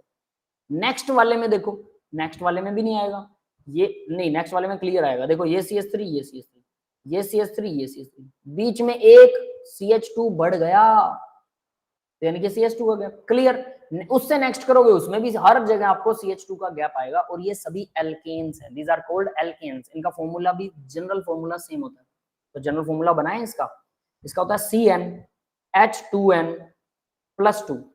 काउंट करके देख लो कितने कार्बन है, 3 कार्बन, H कितने हैं, 8 हैं, तो 3 दूना 6, नंबर ऑफ कार्बन, N का मतलब नंबर ऑफ कार्बन है, तो 3 कार्बन 6 कार्बन का हो गया, और प्लस में 2 जोड़ देना, 8 हो गए, टोटल 8 आ गए। तो जनरल फॉर्मूला बन गया CnH2n+2। और याद रखना, जनरल फॉर्मूला अगर आप खुद बनाने बैठो, इसको चेक करके कभी गड़बड़ हो जाए तो पहले मॉलिक्यूल को नहीं लेना और दूसरे को भी नहीं लेना, तीसरे से शुरू करना जनरल फॉर्मूला, क्योंकि पहले दूसरे में आपको कंफ्यूजन हो सकता है। यस, क्लियर है बेटा? Yes sir. है ना। तो ये था एल्केन का फॉर्मूला, मिथेन, इथेन, प्रोपेन इसी से बनेगा, वो भी हम आगे करेंगे वो क्या होता है। Same as it is alkyne, triple bond, C2H2, carbon carbon में ट्रिपल बॉन्ड है, देखो ये मैंने बना रखा है C2H2, carbon carbon triple bond, एक एक H लगा हुआ है। C3H4, अब इसको भी एक्सपेंड करके लिख रहा हूं मैं, कार्बन कार्बन ट्रिपल बॉन्ड, यहाँ H, यहाँ भी H, ये ठीक है। दूसरा क्या, कार्बन कार्बन में ट्रिपल बॉन्ड, कम से कम एक कार्बन और बढ़ाना पड़ेगा, यहाँ CH3 लग जाएगा, इसके साथ H लगेगा अकेला। क्या बना फॉर्मूला, C3H कितने हैं, 4 हैं, इसमें फॉर्मूला क्या बना, C2H2। दोनों में डिफरेंस कितना है, एक कार्बन का डिफरेंस, CH2 का डिफरेंस, देखो आ गया ना डिफरेंस। तो ये भी होमोलोगस सीरीज है। नेक्स्ट वाले में भी ऐसे ही, कम से कम एक दो कार्बन के बीच में ट्रिपल बॉन्ड, यहाँ H लग गया, और यहाँ पर 2 कार्बन और आपको बढ़ाने पड़ेंगे, CH2 CH3, ठीक है। इसका टोटल फॉर्मूला क्या बनेगा, C4H कितने हैं, 3 और 2 5 और 1 6 हो गए H, 6H। तो अगर इन दोनों को चेक करते हो, यहाँ भी C3H4 है, C4H6 है, तो CH2 का गैप है। यस, क्लियर है बेटा, ये सभी को समझ में आ गया है ना। अब अल्कोहल, अल्कोहल का मैंने अभी जस्ट रिसेंटली पीछे वाली स्लाइड में बताया था, अल्कोहल है ना, C3OH मेथेनॉल है ऐसे करके, फिर C2H5 एथेनॉल है, दोनों के बीच में CH3 का और CH2 का गैप है, एंड सो ऑन। तो ये सभी होमोलोगस सीरीज है, मतलब इनका मेथड ऑफ प्रिपरेशन और केमिकल प्रॉपर्टीज लगभग सेम होती है, लगभग सेम, सबका नहीं।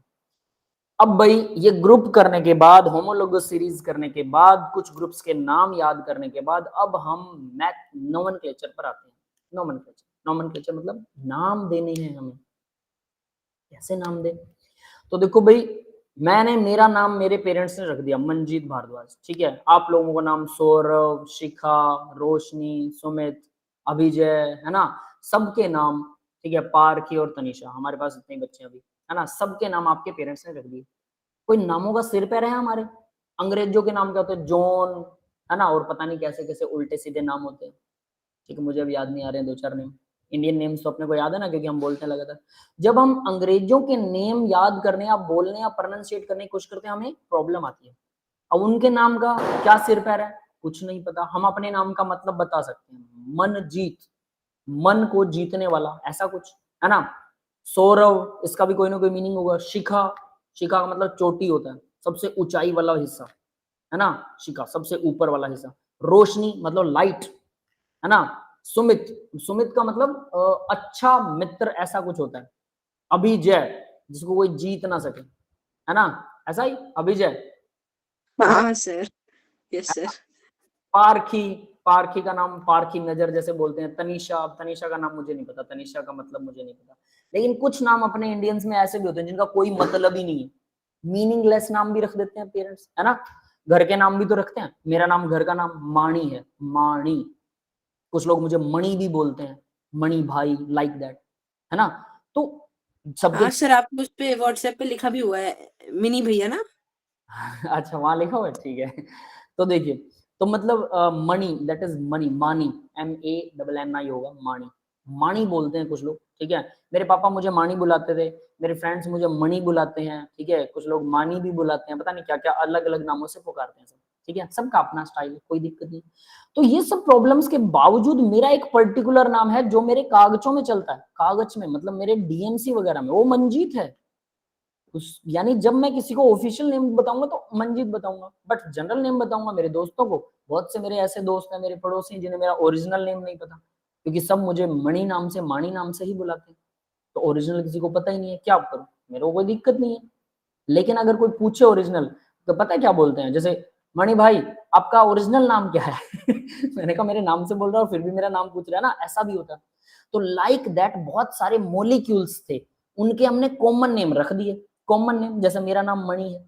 बट बाद में इसको ऑफिशियल नेम देने की जरूरत पड़ी, क्यों? क्योंकि कार्बन की, एक कार्बन की चेन बढ़ाने पर, CH2 ज्यादा डालने पर मॉलिक्यूल बदल जाता है। एक और डालोगे फिर बदल गया, एक और डालोगे फिर बदल, कितने कॉमन नेम रखोगे? दुनिया में लगभग 800 अरब लोग हैं, 8 अरब, सॉरी 800 कह रहा हूं, 800 करोड़ है, 8 अरब लोग। 8 अरब लोगों के नाम सबके अलग हो, सबके अलग, और हमें सारों के नाम याद करने हो, हमारे लिए पॉसिबल नहीं है। लेकिन कार्बन के मॉलिक्यूल तो 8 अरब से भी ज्यादा है, लिमिटलेस है। अब उनके सबके कॉमन नाम रखोगे, पागल हो जाएंगे, कैसे याद रखेंगे? तो इसका एक सिस्टम बना, का नाम ये रख देंगे, 2 बढ़ेगा, उनको गिनती वाइज कर दिया, 1 2 3 4, हमें गिनती तो आती है, 1 2 3 4। एक के लिए हमने कुछ पर्टिकुलर वर्ड ले लिया, मिथ, 2 के लिए इथ, 3 के लिए meth, eth, prop but, pent, hex, hept, oct, nonane, decane, है ना, इस तरह से हमने डूडेक, इस तरह से हमने नाम लेना शुरू कर दिया। तो वही नोमेनक्लेचर यानी आईयूपीएसी ने, क्योंकि बहुत सारे मॉलिक्यूल्स थे तो इनको सही सिस्टम तरीके से नाम लेने की जरूरत पड़ी। बट कुछ मॉलिक्यूल, जैसे मैंने बोला बेंजीन, आईयूपीएसी ने कहा कि बेंजीन इतना यूज होता है और इतना कॉमन है कि इसका कॉमन नेम ही रहने देते हैं। हालांकि इसका आईयूपीएसी नेम भी है, सिस्टमैटिक नेम, है ना, लेकिन इसको कॉमन नेम से ज्यादा जाना जाता है, क्योंकि बेंजीन जैसे ज्यादा ही मशहूर हो गया तो ठीक है भाई, कॉमन नेम, बात खत्म, है ना। जैसे आप लोग मंत्रियों को कैसे जानते हैं कि जैसे है ना अरविंद केजरीवाल, अब अरविंद केजरीवाल ये तो उसका सब कास्ट हो गई, कास्ट हो गया, लेकिन जैसे मैं आपको कॉमन बताता हूँ, हरियाणा में रहता हूँ तो आपने नाम सुना होगा ओम प्रकाश चौटाला। ओम प्रकाश तो सीएम का नाम था, हमारे पूर्व सीएम है, एक्स सीएम थे ओम प्रकाश। चौटाला, चौटाला उनके गांव का नाम था, ओम प्रकाश चौटाला, है ना। जैसे मैं अपना नाम रख दूं मंजीत सिरसा, आप लोग अपने कॉलोनी का नाम जोड़ दें अपने पीछे, है ना, या दिल्ली जोड़ दें, जैसे अभिजय दिल्ली, समझ गए। मंत्री ऐसे नाम रखते हैं, अभिजय दिल्ली, वो उनका फेमस नाम है और वो इतना फेमस हो जाता है कि हमें लगता है ओरिजिनल नाम ही इसका ही है। तो बेंजीन इतना फेमस हो गया कि आईयूपीएससी ने भी हाथ जोड़ दी कि भाई तू यही है, तेरा नाम बेंजीन ही, बात ही खत्म। क्लियर है बेटा। तो ऐसे नाम याद रखना भी बहुत जरूरी है, क्योंकि कईयों के आईयूपीएससी नेम कम फेमस है और कॉमन नेम ज्यादा फेमस है, और आईयूपीएससी ने उनको एक्सेप्ट कर लिया कि ये भी हमारा ही है, ये गलत नहीं है। समझ गए बेटा सभी? Yes sir. समझ में आ गई ना। तो इस तरह से आपको कॉमन नेम भी याद करने हैं, सिर्फ आईयूपीएससी नेम याद नहीं करने हैं, कॉमन नेम भी याद होने चाहिए, दोनों चीजें। कॉमन नेम बहुत ज्यादा नहीं, लेकिन जो मॉलिक्यूल बहुत फेमस है उनको तो याद करना पड़ेगा। तो आईयूपीएससी क्या थी भाई? International union of pure and applied chemistry, IUPAC बोलते हैं इसे, आईयूपैक। देखो आईयूपैक, पीएसी, ठीक है। अभी देखो ये मुझे बाद में पता लगा कई साल बाद, बट मेरी आदत है आईयूपीएससी बोलने की, ठीक है, क्योंकि मैं जब पढ़ता था तो मैं किसी टीचर के पास ट्यूशन नहीं गया बेटा, खुद ही मेहनत की थी मैंने, तो मुझे नहीं पढ़ना आया, ये किसी ने बताया ही नहीं। बाद में मुझे किसी ने बताया कि इसको आईयूपैक बोलते हैं, मैंने कहा ठीक है अच्छी बात है, बट मेरी आदत बन चुकी पढ़ाते पढ़ाते कि मैं आईयूपीएससी बोलता हूँ। चॉइस इज योर्स, प्रोनाउंसिएशन से कुछ नहीं है, लेकिन इसकी फुल फॉर्म पता होनी चाहिए। International union of pure and applied chemistry, ये एक कमेटी है जो हमें नाम देती है हमारे मॉलिक्यूल्स को, ठीक है भाई। तो देखो अब मैं कॉमन नेम बताता हूँ, सिट्रिक एसिड, ये कॉमन नेम है, because found in citrus fruit, खट्टे फ्रूट्स में जो एसिड मिलता है उसको नाम दिया, हालांकि वो कार्बोक्सिलिक एसिड होता है। Citric acid is a carboxylic acid, carboxylic acid भी ब्रांच है, ठीक है, वो ग्रुप कार्बोक्सिलिक एसिड का होता है, उसमें ग्रुप कार्बोक्सिलिक एसिड का, C double bond OH, but carbon की लंबी चेन्स अलग अलग होती हैं तो इसलिए नाम अलग अलग होंगे सब कार्बोक्सिलिक एसिड के, लेकिन इसका एक कॉमन नेम है citric acid, that is citrus fruit में पाए जाने की वजह से। फिर देखो and found in red ant, लाल जो आंट्स होती हैं, कीड़ियां, चींटियां, लाल चींटियों में भी सिट्रस एसिड पाया जाता है, जिसके डंक की वजह से स्वेलिंग हो जाती है, याद रख लेना। नहीं कुछ और पढ़ रहा हूँ, नहीं सॉरी गलत पढ़ गया मैंने, सिट्रिक नहीं है उसमें। And acid found in red aunt, मैं भी सोचूं मैं क्या सिट्रिक एसिड थोड़ा स्वेलिंग करेगा यार। रेड आंट के अंदर जो एसिड होता है उसको होता है फॉर्मिक एसिड, पहला कार्बोक्सिलिक एसिड होता है फॉर्मिक एसिड, अगर आपको पता हो, ठीक है, सी डबल बॉन्ड OH और यहां पर H लगा दो, एक ही carbon, formic acid, formic acid. अब देखो इसका ये कॉमन नेम है, इसका आईयूपीएससी नेम क्या है हम बाद में डिस्कस करेंगे उसे, मथा ज्यादा टेंशन नहीं लेना। Meth an oic acid, methanoic acid, ये इसका आईयूपैक नेम है, आईयूपीएससी, ठीक है, आईयूपीएससी नेम मैथेनोइक एसिड है, और फॉर्मिक एसिड इसका कॉमन नेम, ठीक है, बट इसका फॉर्मिक एसिड कॉमन नेम ज्यादा फेमस है, और ये आपको रट्टा मारना पड़ेगा क्योंकि इसका कोई सिर पैर नहीं है, मेरा नाम जो रखा वो रख दिया, कागजों में उसका नाम मैथेनोइक एसिड है, लेकिन एक्चुअल में उसे फॉर्मिक एसिड भी कहते हैं। हालांकि आईयूपीएससी उसको रिकमेंड नहीं करती ज्यादा, बट बुक्स में फिर भी लिख रखा है तो पढ़ना ही पड़ेगा, क्या करें, लिखा है तो पढ़ना पड़ेगा, दैट्स इट। यस बेटा क्लियर है ना। और वो बहुत ज्यादा लिखा होता है तो आपको समझ में नहीं आएगा, तो आप क्या एग्जामिनर से बोलोगे सर इसका आईयूपीएससी नेम बताओ, फिर मैं क्वेश्चन करूंगा, वरना मैं नहीं करता तुम्हारा क्वेश्चन, तुमने नाम सही नहीं लिख रखे, ऐसा नहीं कह सकते ना। तो एग्जाम में अगर आ गया तो आपको ये करना ही पड़ेगा, है ना। Formic acid, आईयूपीएससी, methanoic acid, methanoic acid कैसे नाम पड़ा वो हम आगे डिस्कस करेंगे, सिस्टम कैसे पड़ा है ना, उसको अभी जस्ट समझने के लिए। तो भाई रेड आंट में फॉर्मिक एसिड होता है, फॉर्मिक एसिड, ठीक है, जिसके काटने से, जो रेड आंट होते हैं उसके काटने से बहुत, भूरी भूरी चींटियां भी बोलते हैं उसे, भूरी चींटियां, और उसके काटने से बहुत दर्द होता है, जबरदस्त वाला, है ना। Latin word that is ant is formica, ant को फॉर्मिका बोलते हैं, तो इसलिए फॉर्मिका यानी आंट से, आंट में जो एसिड होता है उसका नाम फॉर्मिक एसिड, आंट वाला एसिड, चींटियों वाला एसिड, चींटियों वाला एसिड होता है फॉर्मिक एसिड, ठीक है, क्योंकि लैटिन में फॉर्मिका का मतलब आंट होता है। These names are traditionally trivial common names, ठीक है, तो ये भाई ट्रेडिशनल एंड ट्राइवियल और कॉमन नेम, ट्राइवियल भी बोलते हैं इसे, ठीक है, दैट्स इट। तो भाई कॉमन नेम की आपको परिभाषा समझ में आ गई होगी। अब बात करते हैं आईयूपीएसी नेम्स के ऊपर। तो आईयूपीएसी नेम में क्या होता है, सबसे पहले लॉन्गेस्ट चेन रूल होता है। भाई कार्बन की चेन सबसे लंबी ढूंढिए, ठीक है, तो सबसे लंबी कार्बन की चेन ढूंढने से पहले आपको ये पता होना चाहिए एक कार्बन की चेन को क्या बोलते हैं। एक कार्बन हो तो उसको मिथ बोला जाता है, वन कार्बन, ठीक है, टू हो तो इथ बोलते हैं, टू कार्बन, थ्री हो प्रोप बोलते हैं, prop, three carbon, BUT but, but नहीं है ये, ब्यूट, फोर कार्बन, ठीक है, पेंट, पांच कार्बन, हेक्स, छह कार्बन, हेप्ट, HEPT, हेप्ट, सात कार्बन, ओक्ट, आठ कार्बन, नॉन, नौ कार्बन, डेक, 10 कार्बन। फिलहाल के लिए 10 कार्बन याद कीजिए। मैं आपको 1 से 100 तक सारे कार्बन को याद करने का तरीका भी बताऊंगा, मतलब तरीका नहीं है, 1 से 100 तक सभी कार्बन को कैसे लिख सकते हैं, उसकी आगे गिनती कहां तक है, 100 तक आपको मैं बता दूंगा, ठीक है, एक वो भेज दूंगा आपको, फोटो भेज दूंगा, ठीक है। तो वहां 1 से 100 तक आप कार्बन को याद कर सकते हैं। हालांकि 1 से 100 तक आने वाले नहीं है, 10, 12, 15, 20 से ऊपर तो है ही नहीं कुछ, ठीक है, लेकिन एटलीस्ट बच्चों को शौक होता है ना। तो भाई 1 से 10 meth eth, prop but, pent, hexane, heptane, octane, nonane, decane, एन लगेगा तो सभी कार्बन में सिंगल बॉन्ड, ठीक है। तो यहाँ पर देखिए अब आपको क्या करना है, सबसे पहले किसी का नाम देना है, तो आपको पेरेंट चेन ढूंढनी होती है। पेरेंट चेन मतलब अगर चेन में ब्रांचिंग आ जाए तो 1 2 3 4 5 6 7, 7 कार्बन की चेन है सबसे लंबी, लेकिन अगर मैं ऐसे करूं 1 2 3 4 5, ये इसको ब्रांच मान लूं, तो आपको सबसे लंबी चेन को लेना होता है, लॉन्गेस्ट चेन, और उसी को पेरेंट चेन, असली चेन का नाम देंगे। तो सबसे लॉन्गेस्ट चेन वाला रूल, ये समझ में आया भाई, यानी हम 7 कार्बन, यानी इसका नाम हेप्टेन होगा, और हम बोलेंगे 5 चौथी पोजीशन पर कुछ जुड़ा हुआ है, लेकिन ये हेप्टेन है, 7 कार्बन वाली चेन। क्लियर है बेटा? Yes sir. है ना।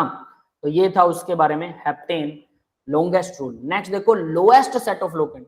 अब सबसे नजदीकी ढूंढना है, जैसे मैंने अब यहां देखिए भाई 1 2 3 4 5 6 7, तो यहां पर जो ग्रुप जुड़ा हुआ है ये कहाँ है, छठे कार्बन पर है।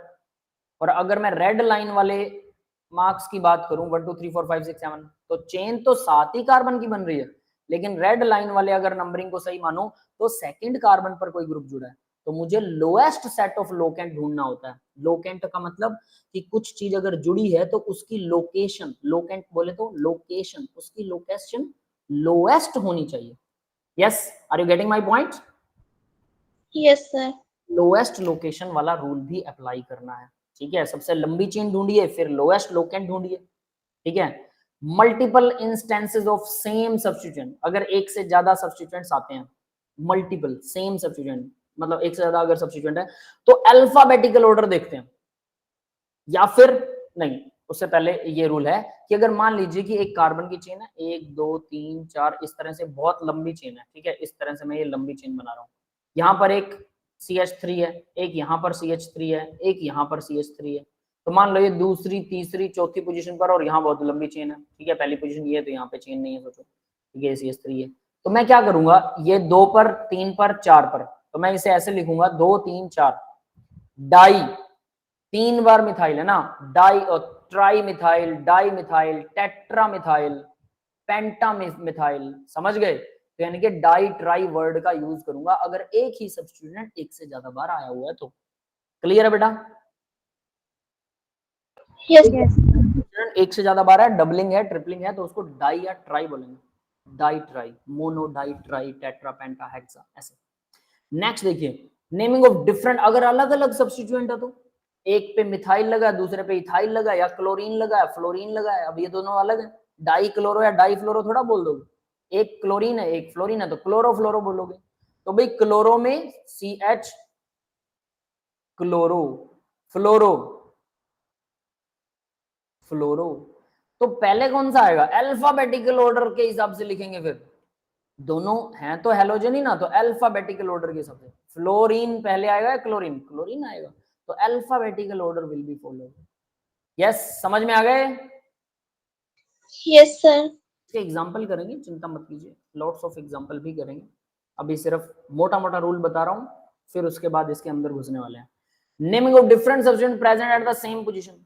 अगर एक ही पोजीशन पर, यहां पर मान लीजिए क्लोरीन भी लगा दिया, यहीं पर मैंने क्लोरीन के साथ में फ्लोरीन भी लगा दिया, और इस तरफ फिर ये कार्बन की लंबी चेन है, तो क्या करते हैं? असेंडिंग अल्फाबेटिकल ऑर्डर फॉलो करते हैं। घटते क्रम में पहले ए आएगा, फिर बी आएगा, ऐसा बढ़ते हुए, सॉरी असेंडिंग बढ़ता हुआ होता है ना, डिसेंडिंग होता है घटते हुए, बढ़ते हुए ए पहले फिर बी, मतलब पहले क्लोरो फिर फ्लोरो, ऐसे लिखेंगे।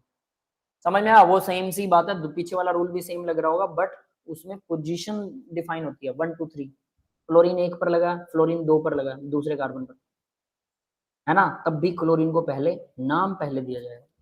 पोजीशन क्लोरीन की हो सकता है दूसरे नंबर पर हो, फ्लोरीन की पहले, और फिर भी क्लोरीन को पहले लिखा जाएगा।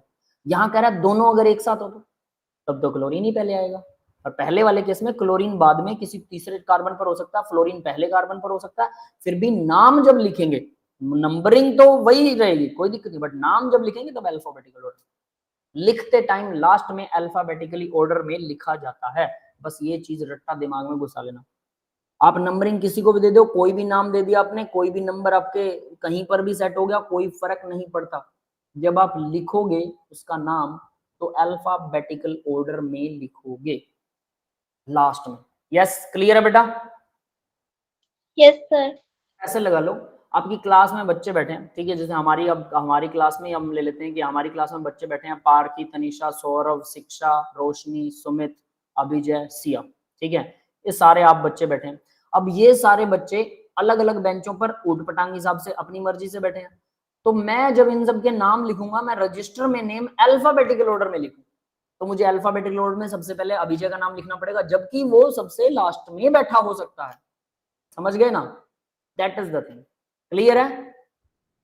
भले ही वो लास्ट में बैठा है, लास्ट बेंच पे बैठा है, बट जब मुझे नाम लिखना पड़ेगा तो पहले नाम अभिजय का आएगा। मैं नंबरिंग लिखूंगा कि 10वें बेंच पर बैठा है, बट पहले बैठा है, मतलब सॉरी नाम इसका ए से शुरू है तो ए पहले आएगा, ये इसका मतलब है। आगे बढ़ते हैं बेटा, नेमिंग ऑफ कॉम्प्लेक्स सब्स्टिट्यूएंट, ये इंपॉर्टेंट। अभी कॉम्प्लेक्स सब्स्टिट्यूएंट की नेमिंग में क्या होता है, तो देखो यहां पर अगर ये तो 4th कार्बन पर क्या है, 4th कार्बन पर एक ग्रुप जुड़ा हुआ है, और ये ग्रुप अपने आप में कॉम्प्लेक्स है, इस ग्रुप में भी ब्रांचिंग है। ब्रांचिंग का मतलब देखो क्या होता है, सबसे पहले ये कार्बन की चेन है, स्ट्रेट चेन, और इसके अंदर यहां पर एक ब्रांचिंग आ गई, यहां पर एक कार्बन की चेन और शुरू होगी, कोई दिक्कत नहीं है, तो ये सिंपल है। लेकिन अगर इस कार्बन की चेन की ब्रांचिंग में भी ब्रांचिंग है, तो देखो ये अगर इसको मैं स्ट्रेट लाइन में ऐसे गिन रहा हूं तो ये दोनों रह गए, और अगर मैं ये स्ट्रेट लाइन ऐसे करके ऐसे गिन रहा हूं, क्योंकि मुझे यहीं से स्टार्ट करना पड़ेगा जहां से जुड़ा है, ये कार्बन फर्स्ट कार्बन होगा, इस मेन चेन में ये जो कार्बन जुड़ा होता है वो फर्स्ट कार्बन है। फर्स्ट कार्बन से या तो मैं इस तरफ चलूंगा, या मैं इस तरफ चलूंगा, या फिर मैं नीचे की तरफ चलूंगा, तीनों ही कंडीशन में मेरे दो ग्रुप मिस हो जाएंगे। तो ऐसा सब्स्टिट्यूएंट जिसमें ब्रांचिंग में ब्रांचिंग हो, ब्रांचिंग में branching, are you getting my point? Branching within the branching, if a substituent have within its branching, then तब उसका नाम कैसे लिखते हैं, तो उसको बोलते हैं, सीधी सी बात, उसको बोलते हैं कॉम्प्लेक्स सब्स्टिट्यूएंट। अब कॉम्प्लेक्स सब्स्टिट्यूएंट का नाम देखो कैसे होता है, 4th पोजीशन पर है ना ये, तो हमने यहाँ पे 4th लगा दिया, और बाकी का सारा कचरा जो नेम आएगा वो अंदर आएगा ब्रैकेट के अंदर। यस, क्लियर है बेटा? कॉम्प्लेक्स सब्स्टिट्यूएंट का नाम ब्रैकेट के अंदर लिखा जाता है, बस इतनी बात याद रख लो। कैसे लिखा जाता है वो बाद में डिस्कस करेंगे, यहाँ फिर भी मैं हल्का सा बता सकता हूँ। कॉम्प्लेक्स सब्स्टिट्यूएंट में फिर से हम नंबरिंग करेंगे 1 2, मैं किसी भी तरफ जाऊं, इस कार्बन का नाम हमेशा 1 रहेगा, तो अगर इधर लिखता हूं इधर भी 2 है, इधर लिखता हूं इधर भी 2 है, नीचे लिखता हूं नीचे भी 2 है, तो किसी को भी 2 कार्बन की चेन बन रही है, तो 2 कार्बन की चेन को बोलते हैं इथेन। अब क्योंकि ये ग्रुप है तो इसको एन हटा के YL लग जाएगा इसके पीछे, इथ एन की जगह इथ एन था, सिंगल बॉन्ड है ना दोनों में, सिंगल बॉन्ड है, तो एन हटाकर YL लगा दो तो ये ग्रुप बन गया, क्योंकि ये ग्रुप की तरह जुड़ा हुआ है किसी से। तो ethyl group, main ethyl group है ये। इथाइल ग्रुप के अंदर ग्रुपिंग है, पहले कार्बन पर 2 मिथाइल लगे हैं, तो मैं इसे बोलूंगा डाई मिथाइल लगा हुआ है इथाइल के ऊपर। लेकिन डाई मिथाइल कौन से कार्बन पर है? अगर मैं लिखूं 1 कार्बन कि पहले कार्बन पर 2 मिथाइल लगे हैं, तो यहां पर थोड़ा सा एम्बिग्विटी क्रिएट होती है, कंफ्यूजन क्रिएट होती है कि सर एक लिखना काफी है ना, 2 बार एक क्यों? तो भाई केमिस्ट्री वाले बोलते हैं कि आपको मिथाइल क्योंकि 2 बार लिखा है, तो आपको दोनों को 1-1 नाम देना, दोनों की पोजीशन डिफाइन करनी पड़ेगी। भले आप उसे डाई मिथाइल लिख रहे हो, लेकिन वहां इकट्ठा लिख सकते हो, बट नंबरिंग में आप इकट्ठा नहीं लिख सकते। 1 डाई मिथाइल नहीं लिख सकते, पोजीशन आपको 1-1 डाई मिथाइल लिखनी पड़ेगी। दोनों ही 1 पोजीशन पर है, 2 मिथाइल है तो डाई मिथाइल लिख दिया, दैट्स इट। और ये इथाइल ग्रुप है, क्योंकि मेन तो ये 2 कार्बन की चेन है। तो इस तरह से, और इस पूरे वो कॉम्प्लेक्स है, क्योंकि ये कॉम्प्लेक्स इसमें ब्रांचिंग है, तो उसको ब्रैकेट में बंद कर देंगे। यस बेटा, क्लियर है? Yes sir. है ना, ये समझ में आ रहा है? हालांकि इसको हम डिटेल में करेंगे, अभी मैं आपको जस्ट मोटे मोटे रूल बता रहा हूँ, ठीक है? फिर उसके बाद में कि हल्का हल्का आपको समझ आ जाए कि हम करते क्या है, कैसे करते हैं। नेक्स्ट देखिए भाई, अब देखो नेम देने से पहले क्या देखते हैं। अब देखो लोकेंट, यानी कि वो कौन सी पोजीशन पर जुड़ा हुआ है, पहली, दूसरी, तीसरी पोजीशन, लोकेंट। प्रीफिक्स, प्रीफिक्स हो सकता है साइक्लो, जैसे साइक्लिक कंपाउंड हो, साइक्लो बोलते हैं उसको, है ना? रूट वर्ड, ये रूट वर्ड होगा मिथ इथ प्रोब्यूट, जो मैंने लिख रखा है, इन दोनों को नहीं मार्क कर रखा है। इस रूट वर्ड का मतलब मिथ इथ प्रोब, मतलब नंबर ऑफ कार्बन चेन। फिर कार्बन चेन में भी, इसमें भी लोकेशंस हो सकते हैं कि 3rd पोजीशन, 4th पोजीशन पर डबल बॉन्ड है, 5th पोजीशन पर डबल बॉन्ड है, तो लोकेंट, लोकेंट का मतलब लोकेशन, ठीक है? तो लोकेंट तो लोकेशन है। प्रीफिक्स होता है पहले लगने वाला, जैसे कि साइक्लो, और सफिक्स होता है बाद में लगने वाला, जैसे एन लगेगा अगर सारे सिंगल बॉन्ड है, ओल लगेगा अगर अल्कोहल है, COH है तो ओल लगेगा। तो प्राइमरी सफिक्स होता है, primary suffix ane, alkane, alkene, alkyne, ये प्राइमरी सफिक्स है। सेकेंडरी सफिक्स होते हैं ओल, जैसे अल्कोहल, फिनोल, कार्बोक्सिलिक एसिड्स, जो कार्बोक्सिलिक एसिड हमने बात की, एस्टर हमने बात की, कीटोन हमने बात की, वो बाद में लगते हैं। प्राइमरी सफिक्स एन, इन, आइन के लिए लगते हैं, ठीक है? अब इतना करने के बाद जब इसकी प्रैक्टिस करोगे तब आपको बहुत क्लियरली समझ में आएगा। इसी को दोबारा रिपीट करूंगा, तो ये भी याद रखने लायक मैटर नहीं है अभी, ठीक है? तो देखो भाई, वर्ड रूट मैंने 1 से आपको 10 तक वहां लिखे थे, यहां पर 30 तक आपके सामने। अब वर्ड रूट क्या होता है? Root word. अब इसकी डिटेल आ रही है, वही चीज दोबारा रिपीट हो रही है जो मैंने मोटी मोटी बताई थी, अब आपको ये डिटेल में बता रहा हूं। आपको 1 से 10 तक सारे एल्केन, सारे एल्कीन, सारे एल्काइन, ट्रिपल बॉन्ड वाले, डबल बॉन्ड वाले, 1 से 10 तक सारे मॉलिक्यूल, 10 10 10 30 मॉलिक्यूल हो गए। बनाने या नाम लिखना है, उनका फॉर्मूला लिखना है, उनको एक्सपेंड करके देखना है। मुश्किल से ना, मुश्किल से 20 मिनट का काम है, एक ही बार, 1 टाइम इन्वेस्टमेंट है, दोबारा सारी जिंदगी याद रहेगा। आज नहीं करोगे, नेक्स्ट लेक्चर में सब साफ हो जाएगा, और उसके बाद कभी समझ नहीं आएगा, क्योंकि आप पीछे टाइम लगाना नहीं चाहते और आगे लेक्चर बढ़ रहा है, वो समझ नहीं आ रहा है। तो ये 1 टाइम इन्वेस्टमेंट है। तो देखो, मिथ का मतलब एक carbon, eth prop but pent hex hept oct non decane. Undec को बोलते हैं 11, डू डेक होता है 12 कार्बन के लिए, ट्राई डेक होता है 13, ट्राई के बाद टेट्रा पेंटा हेक्सा सेम आएगा, हेक्सा डेक, डेक लगाते जाओ। आई कोस लगा दोगे तो 20 हो गया, 21 के लिए हेनिकोस, 22 के लिए डूकोस, और फिर ट्राइकोन और ट्राइकोस, टेट्राकोस, पेंटाकोस, कोस कोस पीछे लगा, 21 22 23 24। ट्राइकोंट 30 के लिए ट्राइकोंट। समझ गए बेटा? 30 तक अब आप आसानी से लिख सकते हो, और याद करना बहुत आसान है। क्लियर है ये सबको? Yes sir. है ना? तो 1 to 30 एक तो मिथित प्रोब्यूट, ये सारे याद होने चाहिए। और फिर हम आगे बात करते हैं अब जरा एल्केन। सफिक्स क्या होता है? जो पीछे लगता है उसको सफिक्स बोलते हैं, और कुछ नहीं है इसमें, ठीक है? फिर प्राइमरी सफिक्स क्या होता है भाई? जो सबसे प्राइमरी सफिक्स एल्केन के लिए यूज होता है, मैंने बताया एल्केन, मिथित प्रोब्यूट पेंट, जो एन लगाएंगे पीछे, ANE, इसको प्राइमरी सफिक्स। सेकेंडरी वाला अल्कोहल वगैरह के लिए सेकेंडरी लग सकता है, ये भी हम बात कर चुके हैं। ये जब करेंगे ना तब आपको ज्यादा बेटर समझ में आएगा, थ्योरी में कुछ नहीं है यहाँ पे, सीधा बता रहा हूँ। प्रीफिक्स, साइक्लो, साइक्लिक या एसाइक्लिक, वो प्रीफिक्स में सिर्फ इतना यूज होता है, साइक्लिक और एसाइक्लिक, दैट्स इट, ठीक है? वहां पर मैं ना प्रीफिक्स तो फिर भी डिफाइन कर देता हूँ, क्योंकि ये बहुत रेयरली यूज होता है, तो बच्चों को प्रीफिक्स जो है वो समझ नहीं आता कई बार, ठीक है? ये प्रीफिक्स में मैं साइक्लो वर्ड यूज कर रहा हूं, साइक्लो, ठीक है। जनरली प्रीफिक्स साइक्लो होता है जनरली, ठीक है, बस ये याद कर लेना और कुछ नहीं है, क्योंकि इसके अलावा जनरली आपको प्रीफिक्स मिलेगा ही नहीं, तो आप भूल जाओगे कि प्रीफिक्स होता क्या है। अब आगे देखो भाई, प्राइमरी प्रीफिक्स है साइक्लो, ठीक है। सर। हाँ बेटा, बीच में बोलने के लिए माफी चाहता हूँ सर, पर अब 8 ही मिनट में दूसरी क्लास भी है। हाँ बस बस खत्म करने वाले हैं, बहुत आसान सा रह गया। साइक्लिक है, साइक्लिक के लिए साइक्लो लगाते हैं, सेकेंडरी प्रीफिक्स होता है CH3 जिसको मिथाइल ग्रुप बोल सकते हैं, ठीक है। इसमें भी कुछ नहीं है, नथिंग स्पेशल। आइब्रेसिनेमिन, अब एल्केन आ गया भाई, ये है आपका होमवर्क एक्चुअल में। मीथेन एक कार्बन की चेन है, इसका जनरल फॉर्मूला ये है, ये याद करना है आपको एल्केन्स का, और आपको एक कार्बन, दो कार्बन की चेन, तीन कार्बन की चेन ऐसे करके बनाना है, और फिर उनका नाम methane, ethane, propane, butane, pentane, hexane सारे नाम लिखने हैं। समझ में आ गया? 1 से 10 तक एल्केन्स 1 से 10 तक प्रैक्टिस करोगे, और साथ में जो ग्रुप हैं वो याद करोगे, ये आपका मेन काम है। नेक्स्ट एल्कीन आएगा, एल्कीन यानी डबल बॉन्ड वाले, तो देखो भाई कम से कम एक डबल बॉन्ड होना चाहिए, ठीक है। डबल बॉन्ड आप पहले कार्बन की पोजीशन पर ही लगाना, पहले दो के बीच में, चाहे इधर से लगा लो चाहे इधर से लगा लो, ठीक है। आप ये बीच में मत लगाना कहीं भी, और आपको सीधा इथेन, कम से कम 2 कार्बन चाहिए, मिथेन नहीं बनेगा इसमें, तो ये 9 ही मॉलिक्यूल रह जाएंगे। इथीन, हेप्टीन, अगर बीच में डबल बॉन्ड किसी अदर पोजीशन पर है तो उसकी पोजीशन नियरेस्ट होनी चाहिए 1 2, सेकंड और थर्ड कार्बन पर है तो मैं सिर्फ सेकंड लिखूंगा, थर्ड डिफॉल्ट में होता है कि सेकंड से नेक्स्ट वाले कार्बन के बीच में डबल बॉन्ड, तो 2 इन, हेप्ट इन होना चाहिए। हेप्ट मतलब 7 कार्बन, इन मतलब डबल बॉन्ड, लेकिन सेकंड कार्बन पर डबल बॉन्ड है तो इसलिए हेप्ट 2 इन। यस, ये समझ में आया? Yes sir. है ना? तो इस तरह से आपको ये एल्केन लिखने हैं। फिर एल्काइन ट्रिपल बॉन्ड, कम से कम एक ट्रिपल बॉन्ड होना चाहिए, और 1 से 10 तक मॉलिक्यूल बनाओगे, पहला नहीं बनेगा ऑब्वियस, और इसका जनरल फॉर्मूला CnH2n-2 होता है, बना के देख लेना। एल्केन में +2 है, एल्कीन के अंदर क्या होता है, +2 की जगह ये ड्रॉप हो जाता है, और एल्काइंस के अंदर ये -2 हो जाता है। बस ये जनरल फॉर्मूला पीछे लगता है, आइन, एल्केन, एल्कीन, एल्काइन। एग्जाम्पल दिखा रखा है, ये कॉम्प्लेक्स सब्स्टिट्यूएंट वाला एग्जांपल दिखा रखा है, इसको आप नहीं करेंगे, ये मैं अपने आप आपको करवा दूंगा, ठीक है। क्लियर है बेटा?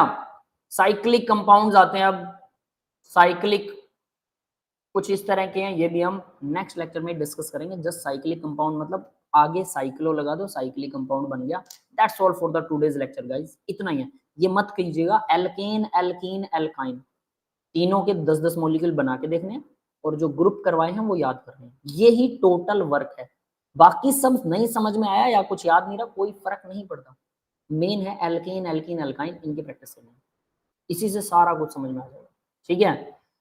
चलिए भाई, रिकॉर्डिंग अब मैं ऑफ कर रहा हूँ, और किसी का डाउट है तो डाउट बताइए बेटा।